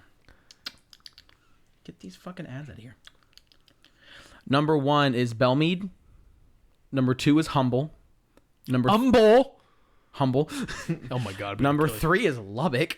That doesn't surprise me. Doesn't I surprise live me. there. Number 4 is Bastrop. Hey. Number 5. Okay, to be fair, east side of Bastrop County, meth heads. No. South side of Bastrop County, cartels. Like, Okay, no, so the problem with Bastrop is that... Meth's the problem with Bastrop. So you have the city and you have the county, but And they're very the different. county is so populated it's randomly very populated, but all the crime from the county goes into the city Yeah. because that's where all the business is. Yep. Yeah, no, the entire county itself is How like, highly the fuck is decentralized. Houston 7? That should be It's 2. It's probably per called- capita. It's per capita, not 100%. Called per capita, yeah. No, Dallas isn't even in here. Really? Yeah, no. Okay, 5 is Palmview. Excuse me, Dallas is not in there? The amount of murder I wanted to commit 6 is Livingston. just driving on the highways. Bro, Bastrop's already doing bad. Don't increase it. 7 is Houston. 8 is Alamo. 9 is Amarillo. And 10 is Beaumont. Beaumont? Beaumont, yeah. Yeah. Okay, it makes sense. Everybody's brains get a little skewed with the chemical plants. Okay, yeah, that's That fair. makes hold on. sense. The state of You Texas had drive to Beaumont and you, 438. like, smell the chemicals. Hold on. The state of Texas had 438 violent crimes and 2,562 property crimes per 100,000 residents. The state has 224 police officers for every 100,000 residents. Okay. Those are the statistics. Seems low. But the fact that Bastrop is on that list, Holy Yeah, that's shit. impressive. Okay, no. Okay, Bellmead is the most dangerous city in Texas. There's 1,294 violent crimes per 100,000 residents and 6,196 okay, property I believe crimes per last year 100,000. it was Humble, and the year before that it was Bastrop. Jesus, it's one of the 30 most dangerous cities in the continental United States. What the In 2018, residents Hey, in Bellmead faced hey. a 1 in 4 chance of being a victim of theft or arson. Hey, at least it's not Oakland. At least it's not- Ah! I'm fine. I'm fine. No, it depends on where in that one on that top 30 Oakland is. Because like continental U.S. is pretty impressive, and not for a good reason. I'm fine. It's cool. God, Oakland looks like the villas of Brazil. Dude, I saw Oakland and I was like, why does this look like the favelas from fucking Brazil? Oh man. Okay. I'm sorry, everybody, but if you go into YouTube and look up like City of Oakland being just look up City of It's Oakland. not doing too hot right now. No, it is not. Oh my God, it looks so bad. I just feel bad for him. Like that sucked a lot. no wonder Anywho, why the Raiders left. back, all the Europeans in our Discord. What the fuck are they talking about? When we're talking Oakland, we're talking Oakland, California. When we're talking Humble, we're talking Humble, Texas. Beaumont. Okay, Texas. all the other cities we I classify. mean, Beaumont's basically Louisiana, right? Like we can annex that. Is El Paso really Texas? Unfortunately, yeah, we do kind of have to claim that one.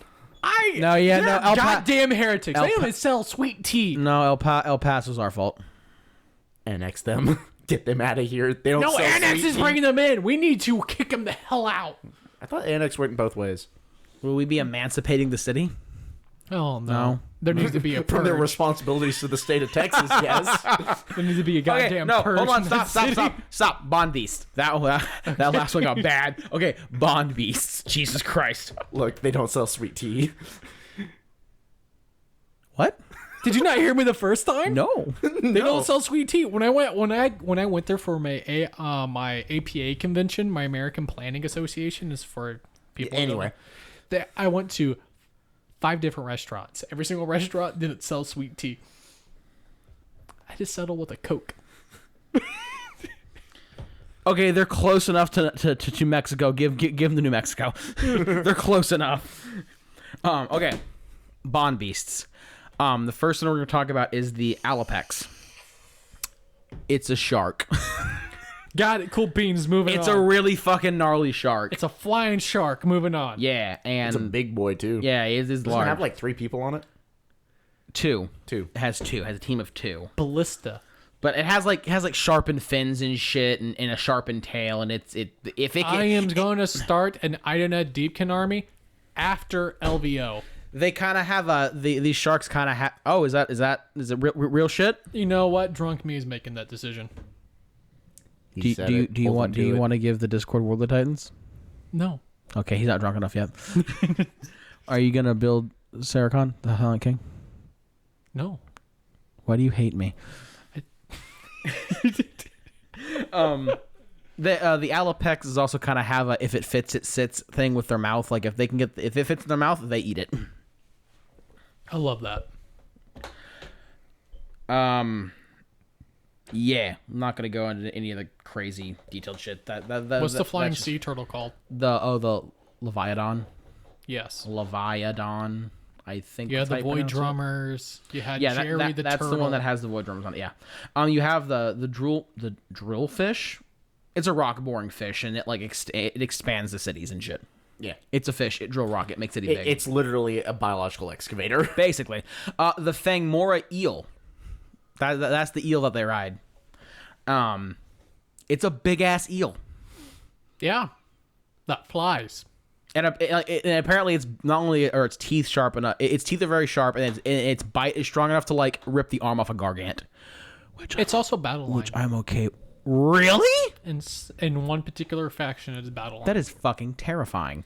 I mean, to be fair, there's a lot of different stuff that can become battle line in Zombie Age of Sigmar. dragons, Terrorgeist.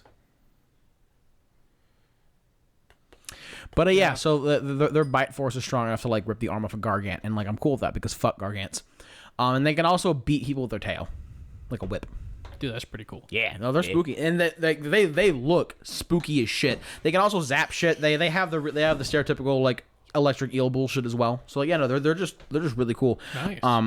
But yeah, and they're also a bond beast, so they have to be magicked into submission. Stab the eye out. Stab the eyes Rip out the eyes. Isn't there Oh no, I'm thinking of Feudon? No, I'm thinking of that. Twist his dick. The old dick twist. Dick. Oh my god, dude.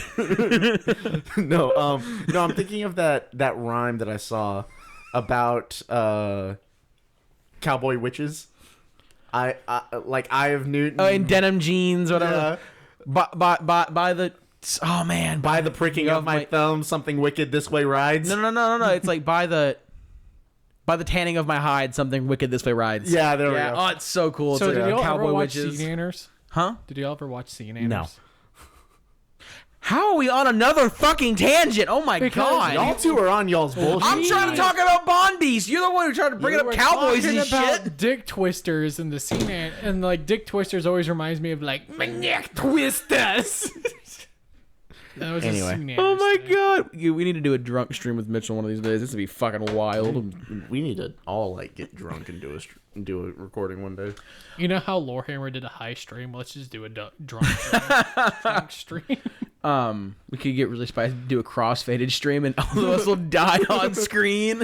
Oh I man. can't get high. Work for the government. Yeah, That's you fair. do both. You know, it's funny because like there are like various different kinds of edibles that are legal here in the state of Texas, but like They're not legal according to the government. yeah, no, because it's on a drug test. It still shows up as weed. Yep.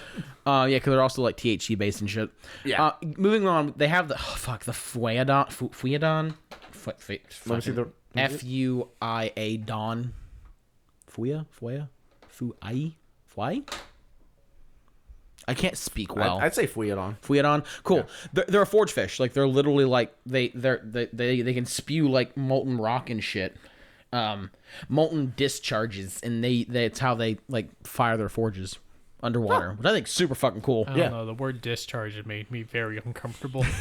Discharge. It squeezed the fish. The fish leaks. Oh my the God. forge. It starts. Okay, this isn't gonna be a tangent, but just real quick, the squish and elite. Ugh! Oh man, that was rough. Moving on. Yeah. Not fun. Oh man. The Leviathan. It's the gigantic fucking turtle. Jerry the turtle. Yeah, they're like Harry the turtle. they're basically like Barry the turtle. the living fortresses. Is kind of how they're used. They're just big. They're beefy as fuck, and they're amazing, and I love them. But they're big ass turtles. What else do we got? We have the the Luminar fish. It's a light bulb, but it's a fish. Wow, Luminar. I know, right? Oh my gosh. Although, I mean, to be fair, not everybody knows Latin. Lumineth the High Lords. The Tegli or Tegli, Telgai, the Telgai. They're gigantic snails. They're big. They're beasts of burden, but they're big ass sea snails. I love it. It's amazing. You know, the American Army at one point was looking at using cows as pack animals, like in the 60s. So did you know? I For mean, frontline units. during World I War feel I- like a cow could take some fire. So during that was World kind of the point. during World War One, the British tried to weaponize pigeons to poop on telescopes of submarines. Okay, no. You Didn't wanna the know what military first- try to weaponize dolphins at one point? They did, but no. You want to know the most successful weaponization of an animal? It was GPS. Pigeons. Pigeons. Yeah. Yeah. Oh, did you see that video too? No, I just know Oh. that pigeons were like known for the most reliable messaging system. No. This guy developed a warhead capsule that on the front they'd put a pigeon in there, and the pigeon they'd put an electrode on its beak, and then they'd put a electronically sensitive like membrane that you could see through, and they'd put a pigeon behind that membrane, and it would look out the front of the warhead, and they would train the pigeons to peck at specific shapes, like the outlines of warships. They just peck the fucking shit and apart. they would peck it and guide them onto it. But of course, like one pigeon, like he can get distracted and whatnot, peck at other things if he gets interested. Well, like in 90 pigeons. No, they put 3 in them. They put 3 in the warhead, and then if 2 of them pecked one spot, and then one of them pecked like over here, they actually had a weighted system so that it would follow the majority of the pecks. Oh, And it actually had something like over a 90% hit rate. Jesus. the fact that pigeons have been used so much in war. Okay, so this But this they never actually deployed it in war. But yeah, in testing they had like over a 90% hit rate with large warheads, and they almost used it in World War II, but then the war ended. Then they almost brought it back for Vietnam, but then we developed guided munitions like I'm assuming the pigeons munitions. died. Well, yeah, in the explosion, but also pigeons breed like rats. So this just furthers my conspiracy theory that birds aren't real. Yep. Birds aren't real. Yeah, no, it was the first instance of like smart munitions. And man. like, yeah, they were actually really good at it. It was the guy. Oh, what was the Because did you guy's know name? that pigeons No, were no, no, no. used It was, for reconnaissance? Yes. They actually put cameras on Yes. pigeons. Yeah, and it would just like take pictures like over time.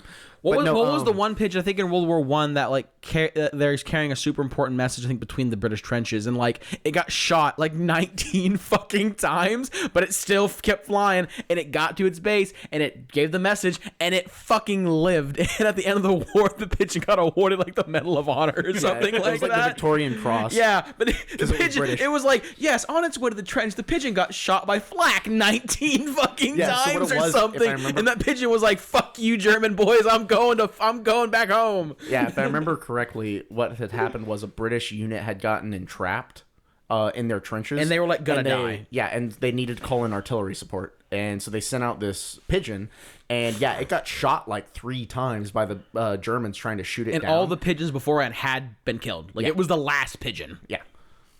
And This is a whole ass tangent, I'm sorry. But, like, I also Yeah. love pigeon stories, so, like, I'm fully and like it endorsing got like its leg blown off, but then it made it back to the British lines, and it didn't called die. in a successful artillery strike and were able to save the unit. So yeah, it was awarded like the Victorian Cross, I think. And like it lived the rest of its life in comfort. That pigeon, Until it died of that natural gets, causes. like, the purest bird seed. Oh yeah. Oh, did y'all... I know, like, this has been gone on for a while, but also, did you hear about the American acid dolphin project thing? Oh yeah. We were Dosing trying... dolphins with LSD. Yeah, well, also, like, jerking dolphins off and dosing them with Yep. LSD. Yep. Yeah, I learned that one from Rooster Teeth. It was to see if they could teach dolphins English, I think. No. It Or, was to clear minefields.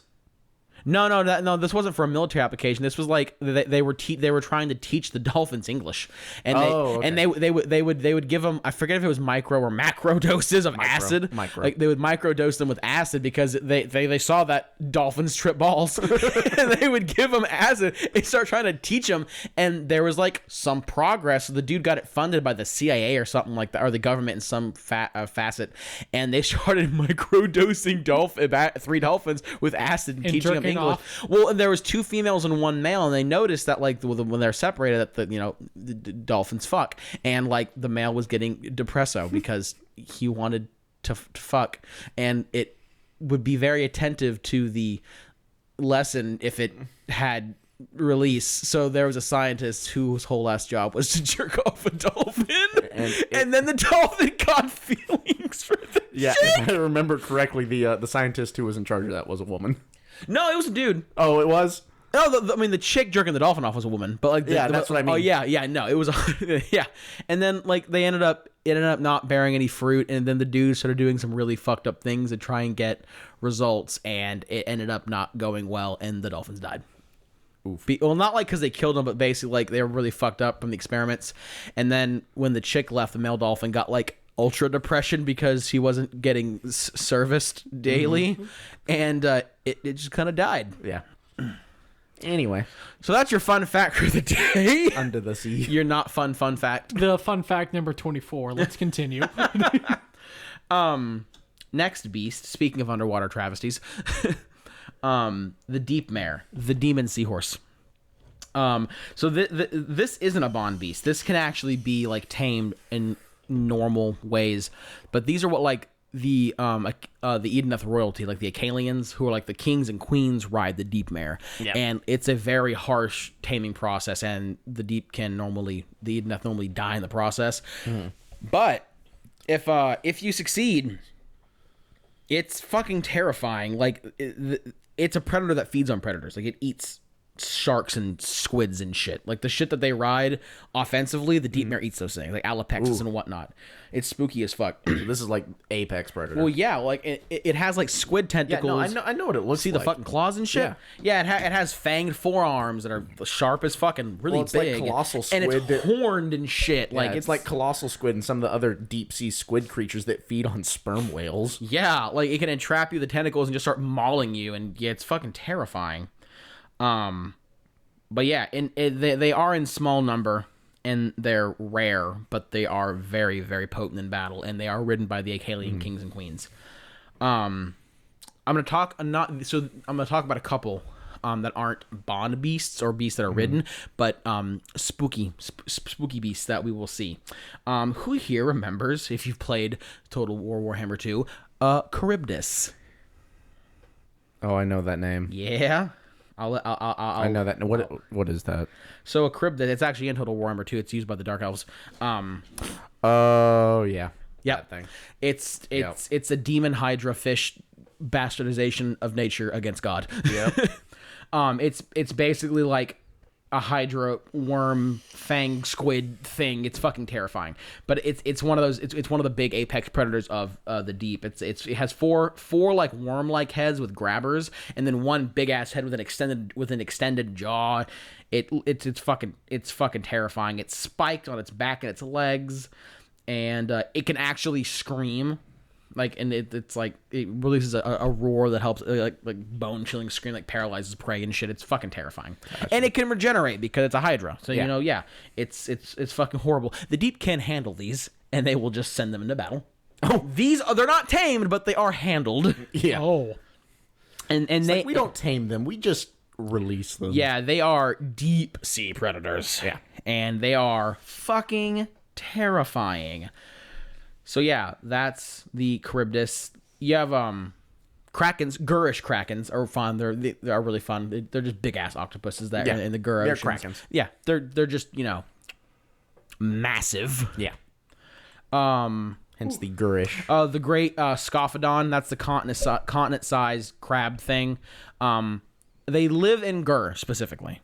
Okay. I think like they can move between the realms through the world gates or the world ways, but yeah, they're grizzly Gurish, but they're just gigantic fucking beasts. I always say crab. They don't really specify what it looks like, but to me, it's a just giant beast. It's a gigantic fucking crab in my headcanon. Yeah. That's about it. There is a lot of beasts. They're just not all like. Have we gone over the High King yet? Not yet. That's next, I'm assuming. There is a lot of animals, of sea beasts, but not all of them are defined very well. Those are just a lot of the ones you'll see like on tabletop, the ones that are talked about a lot, and a couple that I think are super the only cool. ones you see on tabletop is the demon seahorse, the sharks, the eels, and the turtles. Yeah, Those are all the only ones you're going to see on tabletop. and we went over all of those as well. Yeah. So yeah, but if you ever want to do some side research on it yourself, they are pretty fucking cool. Like they're terrifying and they feed my nightmares, but they're fun. Oh yeah. So I guess next we can talk a little bit about like some important characters like the king Voltranos. So the important part is he's called the High King. He is the last living Sethe. Like OG. Like OG. Like Original made by pulled Teclis. from Slanesh. Yes. Like he is the last OG sea elf. So that means that the other ones died of unnatural means because they have the long ass lifespans of elves, right? Well, no, I guess this. It's been thousands upon thousands of years. We're from the age If of I remember myth. correctly, So yeah, if I remember correctly, he's supposed to have been the first. like he. Yeah, no, I know Voltron. He was the first pulled. I know that, but And I apparently didn't know he was the last. In the lore, it says his meteoric rise to power. I don't know why it's meteoric. Fast and Explosive. No. and No. Harvested for rare attracting metals. much attention. Mediocrity, not meteor. Oh, Medi- meritocracy or no? No, he means like not inferior, but like mediocre. Yeah, mediocre. Oh, I thought he was cool. His mediocre rise to power? That doesn't make any sense. Yeah, I think it was like, I mean, I guess he got into power. Point being, he's I don't know, that's he's weird. I he's feel the like last that's a true typo, He's the but last anyway. he's the last true the last living like pulled from Slaanesh to Thay. Yeah. Or maybe it's the fact that he rose to power due to his age and for no other reason. And he was just Well, like, he's I guess kind I'm of a king he's now. kind of a badass. Yeah, that's what makes it so weird. No, I think Anyway, I think that's a typo. Gosh, look at that mug. is that him? Look at that Bro, mug. that looks like a vampire. I'm gonna keep it a buck. Look at that. Oh my god. That looks like a very happy man. Just Yeah, guys. but how long do elves live? Like they're immortal, aren't they? Natural life, or are they just thousands of years? I was always under the impression that elves were immortal unless they were killed by something. I don't know. They're seemingly immortal. Seemingly immortal. Gotcha. Yeah, so probably thousands of years. Oh, Hephaestus getting some love. Yes, she is. Oh my goodness. Oh my goodness. Sorry, I'm petting Mitchell's cat. All right. All right, so Voltronos, what do you got for us, Mitchell? Nothing. Bruh. My brother in Christ. I don't know what you want me to tell. Yo, he's the current. You said he's the High King of So what exactly does High King mean in this context? Does he rule over a single enclave or multiple enclaves? I'm assuming he could pull them all. No, he's the ruler of one particular enclave. It's the It's the big one, right? Iron Rock. Yeah, the big one. That's one of the he's called greater the Akkalian King. one of the greater enclaves. He is the most martial prowess of any. Cool. That's all I got. That's really all I got. My brother in Christ. Go ahead and shoot me. I don't care. End my suffering. But yeah, like we said, he was pulled from Slaanesh. He's one of the first. He's one of the first. I think he was the first pulled. Yeah. And he's the last remaining apparently. His name apparently means the blade of light. Huh. Isn't he one-eyed? Yeah. Yeah, he has an eye patch. Nice. I mean, not nice, but Unique. yeah. Interesting. I know he's a peerless warrior. His reputation was built specifically on like being a leader, a battle leader, and like being very proficient in while fighting. And he's garnered a lot of respect because of that. And I think, okay. Coolest model ever, Lotan. He is known to be the most worthless piece of unit in the entire army, but he has an octopus around him. Oh, so like the Celestant Prime. Yes, but hentai. But also tentacles. Yes. It's just like a small little man unit. He's the warden of the Soul Legions. The Warden of the Soul Legions? Legionnaires, whatever. Warden of the Soul Ledgers. Ledgers. Yes. Oh, okay. So he's like in charge of keeping track of all the souls. Yeah. So he's a soul warden who's in charge of other soul wardens. Is what it sounds like. Gotcha. Ooh, what about the fucking what's the name? It's not like a character, but this is actually something that I think is super cool, and it's actually it's very akin to the Eldar from 40K, the Eidolon of Mathwan. Do y'all know about that? No, would you enlighten us, please? Sure. So it's not like a divine avatar like avatars of Nagash, like the avatar of Nagash, or is the Teclis, is his that model, is that an avatar? Is that No, that's actually Teclis. That is Teclis. So it's not an avatar like Teclis Nagash. is Teclis. Marathi is Marathi. Alariel's Alariel. Nagash is an avatar of Nagash. Yes. So it's not an avatar. It's more like the spirits of the dead kind of coalesce into one being, and it can have different aspects depending on like how it was summoned. But it's kind of akin, in my opinion, to an Avatar of Cain, because whenever an enclave is facing like great danger, an Ishran can be granted permission to summon forth an Eidolon of Mathlan, and if you notice, it carries the name of the old elven god, and it's basically it serves, in my opinion, kind of the same purpose as like an Avatar of Cain. When shit hits the fan, you summon forth an Eidolon and it fucks shit up. And it can be like the aspect of the storm, if like Or during, the aspect of the sea. yeah, if like during its summoning it was like filled with rage, very rageful, and it could like it crashes upon the invaders with the weight of the sea and all kinds of crazy shit. Or it can be calmer, which is the aspect of the sea, where it's a little more like, oh, I can like dominate my opponents and like fill them with dread and kind of make them lose the will to fight, things of that nature. Yeah. But it's really, really cool, and I just really like the kind of feel it has, because it just very much feels like an Avatar of Cain to me, and I think that's really fucking cool. But it has a limited capacity to speak. I think it more depends on the Ishran that has summoned it, because if the Ishran is particularly skillful or powerful, it can actually communicate with it, kind of. But the Eidolon is basically like a gigantic collection of the dead souls of the Idoneth. So I'm watching an anime at the moment. Oh my fucking god! All right, It is. I spent 300 years killing slimes. I know of this anime. And she has 2 daughters. Yep. From the spirits of Yep. slimes that she has killed. Yep. And that's what that reminded me of. Yeah. I hate you, but yeah, I suppose. So sorry, but It's a really cool model too. Like Yes. it's a beautiful model. there's a reason why I'll be starting in this army. I really do think that I probably would be selling my Sylvaneth to have like the Idoneth Deepkin army. I'm going to be keeping an Alariel because for reasons. Oh, so you're giving up on the Sylvaneth then? That took away the way I wanted to play the army. How so? Summoning.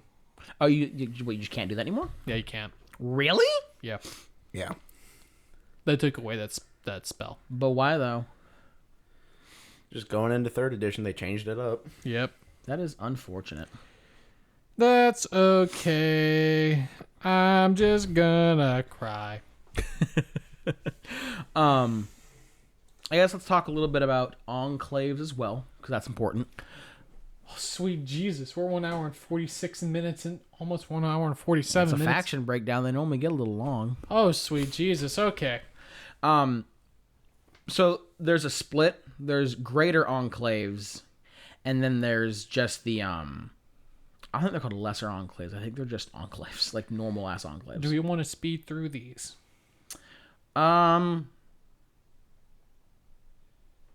Let's talk about the graders a little bit, but yeah, basically let's go ahead and speed through them. Yeah. Because like I think the enclave more has to do with like if you want to be like a certain enclave for if you're playing tabletop and whatnot. There's one of the enclaves will have like a battle line of Certain battle lines, yeah. So yeah. You have the Briamdar, the Briamdar, which they were a part of the Ionrach, which is led by Voltranos. They reside in the realm of life. That's so yeah. They prey on the Sylvaneth for their souls and whatnot. I think the Gulch, the Green Gulch. I think it's the Green Gulch they live in. the Domhain. They settled in Gur. They're known as savage fighters. Yeah, and they were also part of Ionrach, weren't they? No. Yes. Yeah, they're also part of Ionrach, because Ionrach is in Hish. And they're in Gur. Yeah, okay. Man, Ionrach needs to get their shit together. I know. Foithon? I'm going with Foithon. I'm probably wrong, but that's okay. They are another Greater Enclave, and their whole thing is that they're angsty. very impulsive and emotional. Morphane, they were known to settle in the Great Quagmire in the realm of Shaiish. That sounds like Shaiish. Yep. I bet. I bet they're like super mysterious. Yep. We actually have Iron Rock or Ion Rack, whatever the fuck. First, they're like the big. They're the first Idoneth city. They're like the really big super Idoneth city. They were first formed whenever all the Idoneth ran away from Teclis. Yeah, that's their first city. Yeah. Eggmire is a descendant from Morphane, and they are known for killing Skaven. Oh fuck, we have to talk about that. We'll go to that. Oh, and then we have Nautalar. No, Talar. I am so bad at these Probably fucking like names. Nautilus. But this is the city that settled on the Great Scophedon and like just travels around realms on the back of a gigantic continent crab. Hell yeah. Brother. And so those are the big enclaves. Those are the ones that like if you play tabletop, they'll affect your game, like your battle line and whatnot. You have the Descendant enclaves, and I think all of the Descendant enclaves are off brand or spin-offs of the greater enclaves, essentially. Yeah. That'd be like we finally collected enough souls to actually like go start a new city. Right. No, this is that was a very, very vague breakdown of them. There's clearly a whole lot more lore to them. Yes. No, we're just 100%. we're becoming a little lazy in the hour and 50 minutes of this episode. Yeah. Yeah. The little lore tidbit that I want to talk about. It's that past I my found, bedtime. Like I don't know what you want from me. the little lore breakdown that I wanted to talk about that's like fucking hilarious is at one point in time the Skaven were trying to tunnel to Shaiish to They were making a borehole to fuck over to fuck over Nagat. I think this is when they were trying to get to his Black Pyramid to fuck over his Black Pyramid. Yeah, probably. And they tunneled into the bottom of an ocean that was inhabited by Deepkin, and they drained the entire fucking ocean into their fucking tunnels that led all the way down to the big city. Skavenblight? No. Skaven? No. Yes. Yeah, The Skavenblight. equivalent to Skavenblight. Yeah, no, it drained the entire. I think it said like billions of rats or something crazy like that. Of course, they were covered in like 2 days. Yeah, no, the rats. But yeah, no, what's funny is so this happened, right? And the fucking water drains out, and all of a sudden Nagash is like, Is there fucking Idoneth in my ocean? Are there sea elves? Are those and the Idoneth? Why are there elves in the middle of this ocean? Idoneth are like, oh my god, scatter! And they like panicked. We're trying to get the fuck scatter, fucking scatter. But Nagash was just like, when the fuck did you get here? The Idoneth, we've actually been here all along. Bye, peace. It's just like, you fucking rats. I just find it funny that they just drilled into an ocean and just drained the whole fucking thing. Yep. I feel like there had to have been signs.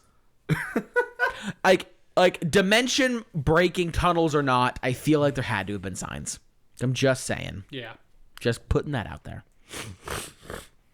That's a quick little tidbit that I just find fucking hilarious. Oh god. I think It's about all we want to cover. that's about we like we say with all these faction breakdowns. A lot of this was vague. We we'll probably come back to this at a later date and do a little more in depth on things, namely like the if greater. you want to hear us enclaves. talk about one specific enclave, one of the greater enclaves, Drop it in the ideas and whatnot. Yeah, send us a note. We'll take it under advisement. We'll get around to it Yeah, soon. Trademark. trademark. Soon in quotation. Soon next year. Soon in the relative time span of the universe. Do we want to do some Patreon shout outs? That's what I have pulled up. Yay! So here we are. I will be listing out the new supporters. New supporters being literally all of them because we haven't done this before. Yeah. So we have number one. Well, not really.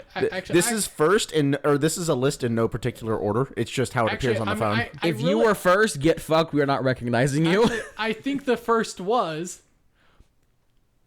I will be doing this in how they typed it. Open a box, Mitchell.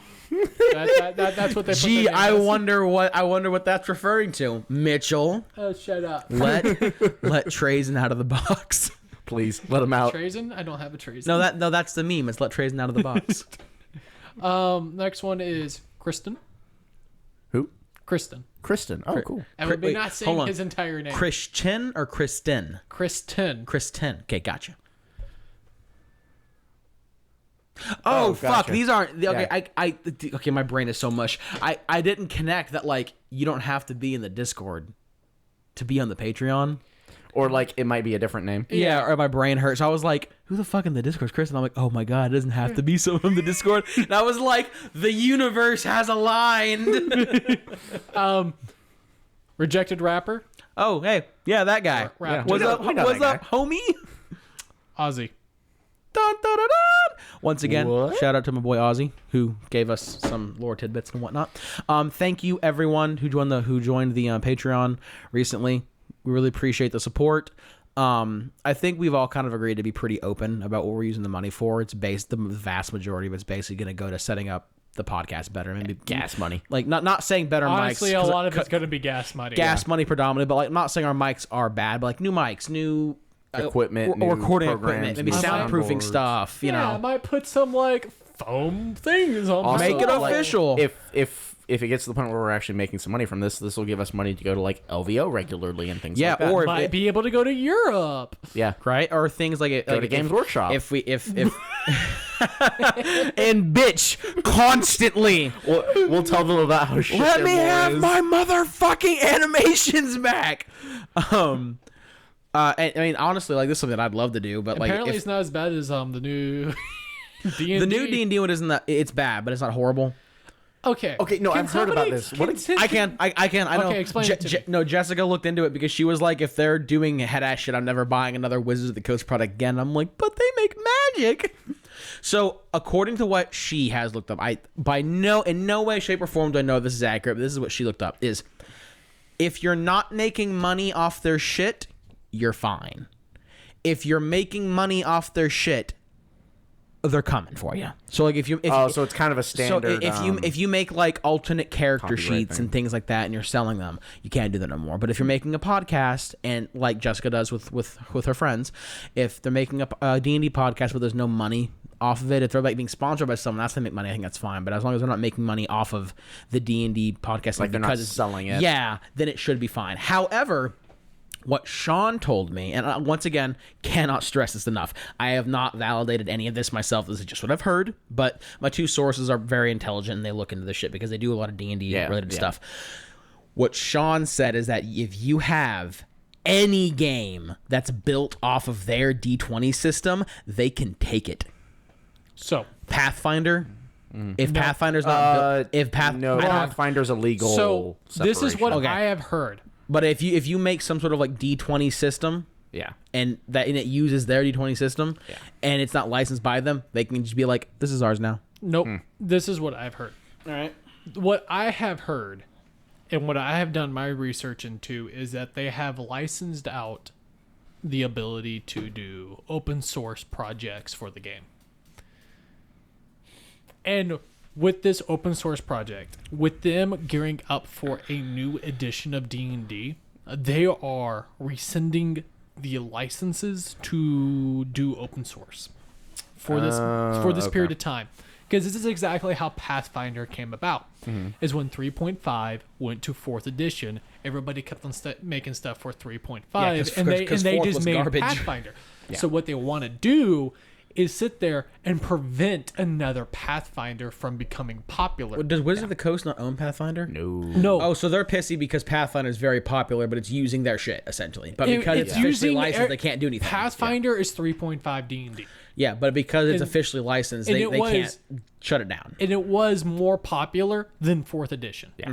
Yeah. The reason Pathfinder became so popular was because Fourth was 4th ass. edition kind of crashed and burned. So Yeah. if you had a license to make stuff for D&D and you were able to make money on it, what they are doing, what I've heard in my research, is that they are rescinding that license and that contract. They're stopping the ability for you to do that basically until they come out with 6th. until Do you think 6 is on the rise? Probably. yeah. 5th edition has been out for a while. They make 6. Everyone keeps using Yeah, 5th. 5th came out back when we were in high school. Like 2012, I thought, right? It's been out for a long Wow. time. I know it it's was over out by 10 years old. I know it came out in at least our senior year of high school. Hey Siri, when did D&D 5th edition come out? Using Siri a lot in this episode. Twice. During the second half of 2014. It's almost been 10 years. Yeah. So, Is this anything worse than what Games Workshop has done? I don't think it is. Yeah. I think they are just trying to get a control over it. I think the biggest... And everybody's really angry because there's been a really big push for open source D&D custom homebrew things that people buy from other people, and that if you're making money off of that, Wizards. Sorry, I thought I'm so used to Games Workshop being that. I know, right? No, it's funny. I saw a meme where it was like D&D doing horrible things. Someone's like, "God damn it, GW," and then the person's like, "But it's not GW, it's Wizards of the Coast." The person's like, "Oh, I'm sorry, force of habit." Yeah. Or it's like it's the meme of people getting hung, and it's like D&D Wizards of the Coast is being mean to D&D, and it's a GW fan. It's like, first time, huh? So that one. Or the fucking cross thing I sent you, where it's like a D&D player bitching about how Wizards of the Coast is being mean to them. It's that picture of Mel Gibson. The Passion of Christ, where the dude's covered in blood. It's like a GW. So this is the big difference, is that people have made their living off of D&D 5th edition selling For a long time. For selling 10 years, homebrew stuff. Yeah. And it's become very popular, and they're now cracking down on that so they can go into 6th edition. Now my question to y'all, is that really bad? It is their IP. I think a lot of this has to do, and this is my biggest issue with GW, it's not necessarily what they're doing, it's how they're going about it. Because GW was very much fire and brimstone about how they went about their IP change. And there was a better way to go about doing that without, like, basically kicking your fan base in the dick. So I don't really think it's what they're doing, it's how they're doing it. Is it? Well, are they really... Really, we need to see the fallout is what it is. Are they really kicking... Are they really kicking their fan base in the dick, or is their fan base really sitting there and over-exaggerating the process? And again, I'm not saying they are. I'm saying that GW kicked their fan base in the dick, and that was the problem. I am saying all of this through minimal research, but coming from somebody who's gone through the GW fallouts, and I have a 3D printer to print out Seraphon armies. Listen, I will never recover from Emperor TTS not being a thing anymore. Yes. This is nowhere near as bad as what GW has done. No, I don't think it is. Like I said, it's how you implement the change, not the change itself. The fact that I don't even play D&D anymore, and the fact that I know about it happening because it's all over my YouTube feed, is a completely different thing. Yeah. The fact that there's a bigger outlash to this, which doesn't seem as critical as what happened. At least this change makes logical sense. It's not just them being pricks for no fucking reason. Yeah. Or for a stupid reason. Or have I become so waterboarded by GW? Right. It has to be so fucking bad for me to say it's bad, because GW's we're so used to GW's locking us in their basement and beating us with a fucking bag of oranges every day. That when Wizards of the Coast has something minor inconvenience, we're like, oh, it's not that bad, but everyone else is like, what the fuck's going on? My thought process is, it's Wizards of the Coast. They own the intellectual property of this. If they want to go through the process and then go through the proper, if that's their prerogative, it's their IP, they can do what they want. They can do what they want. Yeah. Real quick, before we go further into this topic, I just want to once again say to all of our new Patreon members, thank you so much. Your support means a lot. We're going to be using the majority of those funds for gas. And if the funds increase, we might start doing more things. I know something that I would absolutely fucking love to do is if we could rent a small office space and make it really specialized for this. That would be awesome. That would be nice. Also for streaming, nothing big, definitely nothing crazy like Rooster Teeth or something, but you know how expensive an office space is. Very. That's why I said this is our office space. My extra. Oh no, trust me, I'm aware. I'm just saying look, Alpha Boosta's fucking Patreon. He rakes in $23,000 a month. Not saying that's going to happen for us, but with that type of capital, we could do really cool shit. So depending on the funds, is gonna change what we could do. What we do with it. Office and dime box. Yeah. I'd rather pay the gas. But fuck that place. We've always said that we're gonna be very transparent with what we're doing with the money, just so y'all don't feel like y'all are being jib. It's not like we're gonna go out and blow all the money on blowing hookers. Well, we are going Says to we you. are going to Vegas. We are going to Vegas. So Bitch, we're going to Vegas. If I had $200 of other people's money to spend in Vegas, I would 120. hookers and blow. But yeah. So right now it's probably just going to be gas. We might but yeah, no, there are some stuff we'd like to do. But like one of the main reasons I would like to get a small office space is like if we ever started doing streams, be like stream battle reports or something like that. That'd be super cool, and they could see how autistic we are whenever we do our games. I don't know. Maybe if you'll actually painted your armies. I would have to. Like if we were gonna do that, I would have to. Bro, Grey Tide for life. Great tide for Shut up, life. Philip. Get on my level. Look at that Terrorgeist over there that I didn't even paint. You for the bought that. That doesn't count. Okay, I didn't even buy it. It was given to me. to be fair, I bought like $700 worth of painted corn models that I barely use, so I could finally. Do Okay, you have a reason, and that's because we saw half of them break in front of our eyes. Yeah, Mitchell. It wasn't my fault. It was both of our faults. We just kind of sat there and went, Would you feel bad if I said that I just said that because I didn't want you to feel bad? I make a strong argument that it was a good 10 seconds, and we both sat there and watched it fall. But yeah, And it was a slow fall. We just didn't know what to do. but that would definitely be nice. That's like a far off dream of mine. Like if something like that happens, that's very much a like we could probably quit our day jobs. Damn near. Well, some of us could anyway. I don't think. Well, no, 23,000 a could. month. Yeah, we You could. could. We all could. 23,000 a month, we all could. Yeah, that's Well, that, okay. I that'd guess be- if you're that'd going be- for a career, then that's a little different. Well, that yeah, going because for a that career. yeah, that, like that, sawyering is like I enjoy the work, but like that's not. But gonna be my at the end of the career. day, if we got something stupid like $24,000 a month, that'd be $8,000 a pop a month, and that's almost six figures. Yep. That's like 96. No, I think it's 108,000 a year. 23 a month. No, 12 times 8. 12 times 8. Yeah, Be 48,000. 96. No. 12 times 8 would be 90. 48. No, sorry, No, 96. 96,000. I was No, like, no. what the fuck? I was doing 12 times 4. No, 12 times 8 is 96. That's almost six figures. Yeah. So like That'd be 96,000 a year. Yeah. yeah. So but that's a far off. And then we could start a 40K podcast. Can you imagine all the content we could get from Dude, that? there's so much. I could talk. I think for I'd 40K. rather do a Magic the Gathering lore Don't. podcast. No, stop, please don't. I love y'all dearly, but I would that would fall on my shoulders so hard. No. Don't do this to me. No, you know what podcast I want to do? Song of Ice and Brandon Sanderson. Oh my god. Fire. The Cosmere. Not gonna A lie. book club could be fun. Yeah. Ideas for the Patreon. Book club that's not Age of Sigmar. Listen, if We'd y'all have ever to start a new y'all podcast should for read that, though, 'cause this is an Age of Sigmar podcast. So Can we I have know. can we Hold be on. a three I know. podcast I've said group? this like I know. I've said this like 19 times. This is the last time I'll say it, and then I'll shut the fuck up.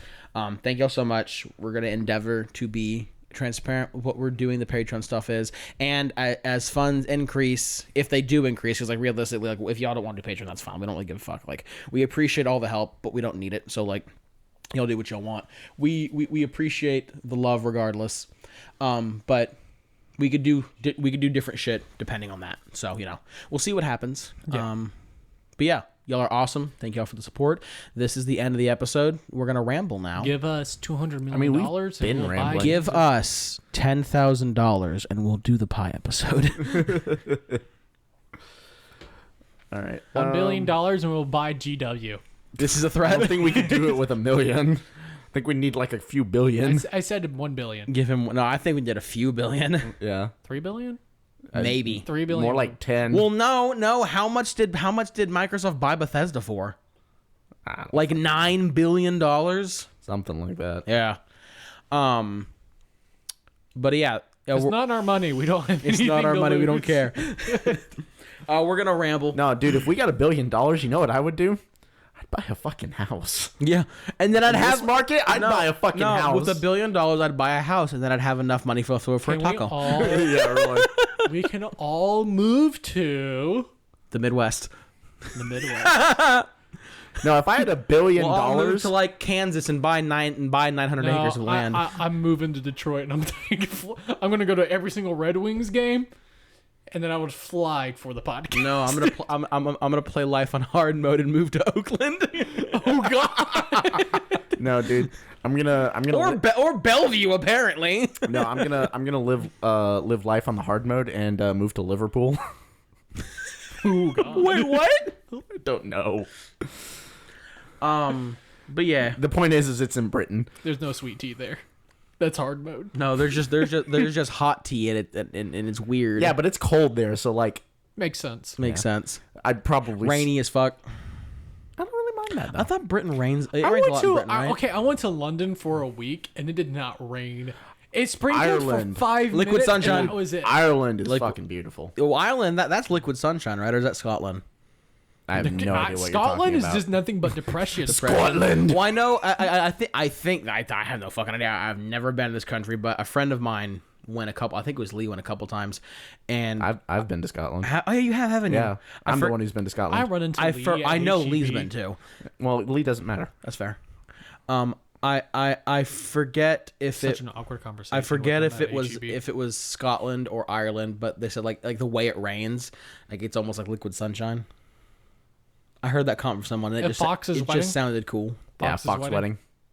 Although you can Fox get that wedding. anywhere. Yeah. That's whenever it rains. When it's it's sunny out. That might be what it is. Yeah. It just sounded cool. It sounds No, pretty. Like that's They say you don't that's learn an I like interesting anime. saying. No, I've been to both Scotland and Ireland, and I love both of them. Also, the only issue is that The I English love. the English countryside is absolutely beautiful. Yeah, the only all issue that is I'm that saying- I like shooting guns too much. All that I'm saying is like I would like it if our rain was called liquid sunshine because rain in Texas is just called go fuck yourself.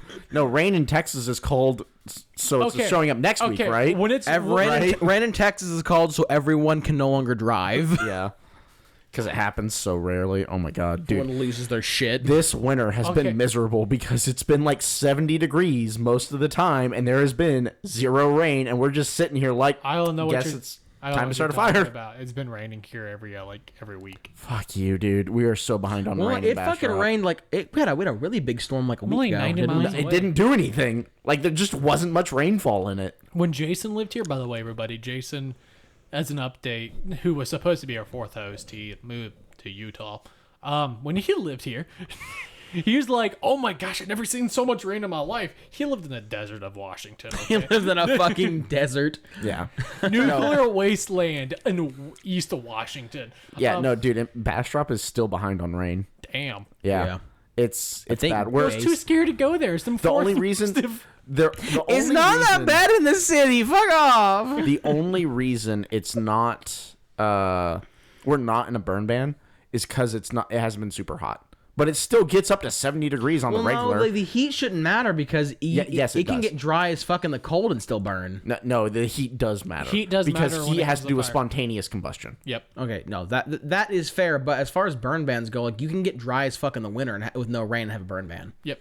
Like you might not have the threat of spontaneous combustion, but when shit is dry, it still burns like fast as shit. Yeah, no, that's fair. Dude, when I worked for the county, I hated, like, it no, not hated. It was really interesting. It was like to actually watch the vote for the burn ban.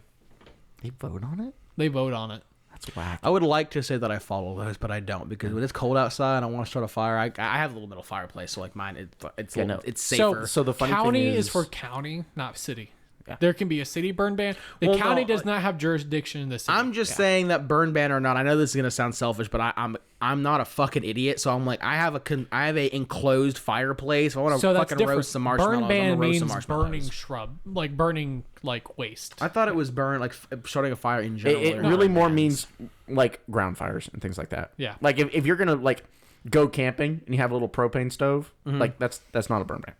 What about the fireplace of the house, like that enclosed fireplace? Yeah, that's above ground. Okay, so it's just like- on the ground fires. If it's Yeah. an open flame, quote, if it's a, oh my gosh, look at all these trees that I just knocked down because I needed things for like farmland, I can't burn those. Yeah. They're just gonna sit there. And Yeah, dry out for a while. you gotta either call a tree clearing service or you gotta cut them up yourself and turn them into firewood. Yeah. Which the other thing about it is don't knock down pine trees in Bastrop. Do you know the fine attached to knocking down a pine tree in Bastrop? I'm assuming it's bad. In the toad habitat. Yeah, in the habitat conservation, it's like thousands of dollars per tree. I thought if you fuck around in the toad habitat, you can go to like prison. Well, that's like commercial businesses and things Oh, like that. okay. But no. Which really scares me because I lived in the toad habitat and I gathered so many toads as a kid.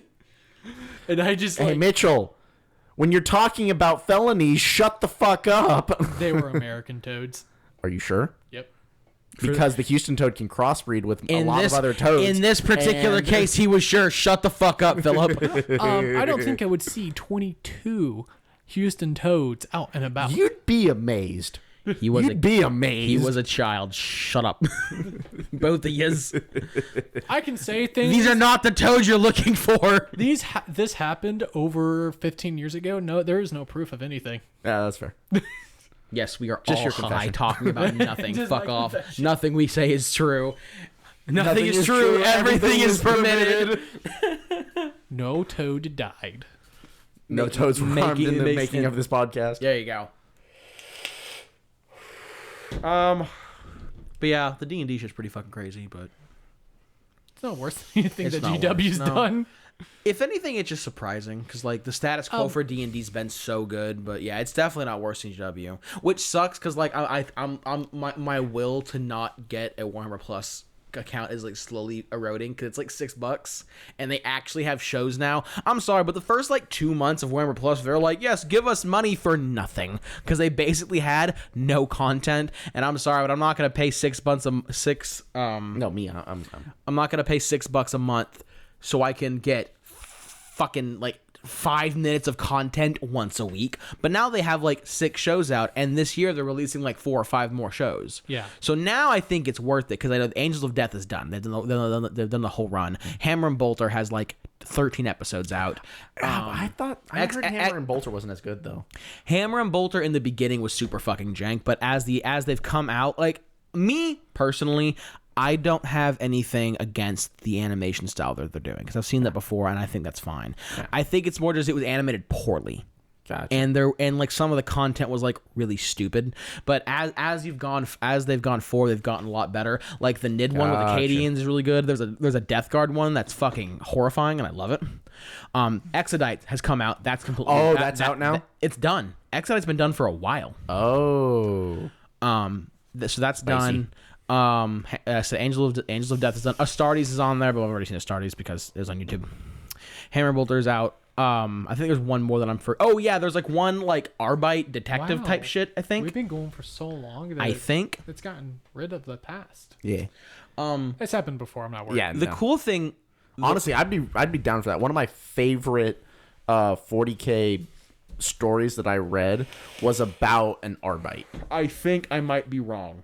But the cool thing is the shows coming out this year are looking really spicy. Y'all know there's a show coming out called, I think it's called Pariah or Pariah Nexus. Oh, is that Eisenhorn? No, it's not. Do y'all remember the trailer for 9th edition when it first came out? Yeah. The show Yes. is a continuation of that trailer. Oh, is it in the same animation Yes. style? Oh, that's spicy. But Spicy. it's about that sister. It's about that space marine, and I think there's one, and it's about a Necron Deathmark, I think. Ooh. Yeah, but it is a continuation of that. We're getting a Iron Hands one, Iron Within Iron. No, not Iron Warrior. Hands. Iron Warrior. Raven Guard is best chapter, but Iron okay. Within, Iron Without. That's That's Iron, Warrior. Yeah, that's Iron Warriors. I think we're getting an Iron Warriors one. Are we gonna see a Demunculava? If it's rated MA, maybe we're getting a Stormcast Eternal thing. Really? Yeah, I saw Stormcast Eternal. I'm assuming, but it's an AOS thing regardless, so Yeah. that's nice. Yeah. And I think we're getting a Mechanica show. Nice. So this year's Excellent. looking really spicy, and it's only $6. And now there's enough content to justify me paying $6 a month. On top of the fact that you have a bunch of like the battle reports and paying tutorials, and you get if you're a subscriber for a year, you get the fucking model, which is nice. Not crazy, but it's nice, you know. Yeah. Yeah. The model pays for itself. But also like GW is an evil piece of shit, and like I don't want to give them money, but also like It might be worth it. media, consume media. Consumption. So I don't know. I might finally. Except this kind doesn't kill you. Right. I think I might finally like succumb to my whims and get that. Nice. Honestly, I think we're kind of hitting the end of the episode, though. We should probably go ahead and wrap this up. I think this episode's been delayed for 2 fucking weeks. We just had to get a bunch of tangents out of our system and talk about bullshit. I have an idea for a bonus episode that I'm going to put out in the Discord, and I want to see on the podcast, and I want to see what people in the Discord think, and I also want to hear y'all's opinion. It's gonna be kind of like the anniversary episode, nothing as intense, and definitely not as long. But it's we don't have to answer every single question. no, but it's gonna be. I want the Discord to give us questions about topics they want us to discuss, not like the Mimi answers or the personal the Mimi questions or the personal questions or How like do I talk to women? that stuff. But I mean, like, here's a topic about this that I want to hear y'all discuss about. Like, what do y'all think about Stormcast being orders versions of demons? Things like, just cool little things that we can talk about for like 30 minutes and then move on. I think that would be a cool little bonus. Like 10 to 30 minutes. Yeah. Okay. Because I remember the anniversary episode had a couple of those, and we had some really interesting conversations, and I really enjoyed that. So, is that something y'all would be up for? Yeah, definitely. All right, well, let us know on the Discord what y'all think, and if we want to do that, maybe... To all the 5 people that will listen to 2 hours and... You would be surprised how many fucking people truck through the entire thing, specifically because our end of episode tangents are retarded. Can I extend this to another 5 seconds to make it 2 hours and 20 minutes? But yeah, let us know what you think about it on the Discord. And if you like what it... Because you'll listen to 2 hours and 20 minutes of this. There we go. But yeah, and if the Discord likes it and y'all like it, maybe we can do it for like the next episode or something like that, and we can get some cool questions. Yeah. Do it at LVO? No. Do we want to bring recording shit to LVO? No. Not really. Then nope. Okay. Yeah. Pay us more money and we will, because then we can afford the $50 I'm broke. Give me funds. Then we can afford the $50 check baggage fee. Right. Oh my fucking. Okay, I know. We can just bring my. I know we're supposed to end it, but can we bitch about plane tickets for a second? No. Oh my god. They were just weird. Please don't get me started. No. $80, $30 to get to LVO. But if you want to bring bags, $350. I'm going to be tainted by the state of Ohio. I am not happy. Yeah, we're flying through Ohio. Wish us luck. The layover might kill us. The next episode, surviving Ohio. Naked and Afraid, Ohio. Naked and Afraid, Los Angeles. Oh, God. Or Las Vegas. We're doing one big circle around this entire country. There's only $10 more to go straight to Las Vegas from Austin. But Oh God. But yeah, let us know what you think about that, and about that idea, and that could be an after LVO bonus episode. That could be fun. I think that's it. Fucking Christ, this is 2 hours 20 minutes. Thanks for trucking through with us, and peace out, homies. Deuces, my dudes. Hasta luego. Peace out.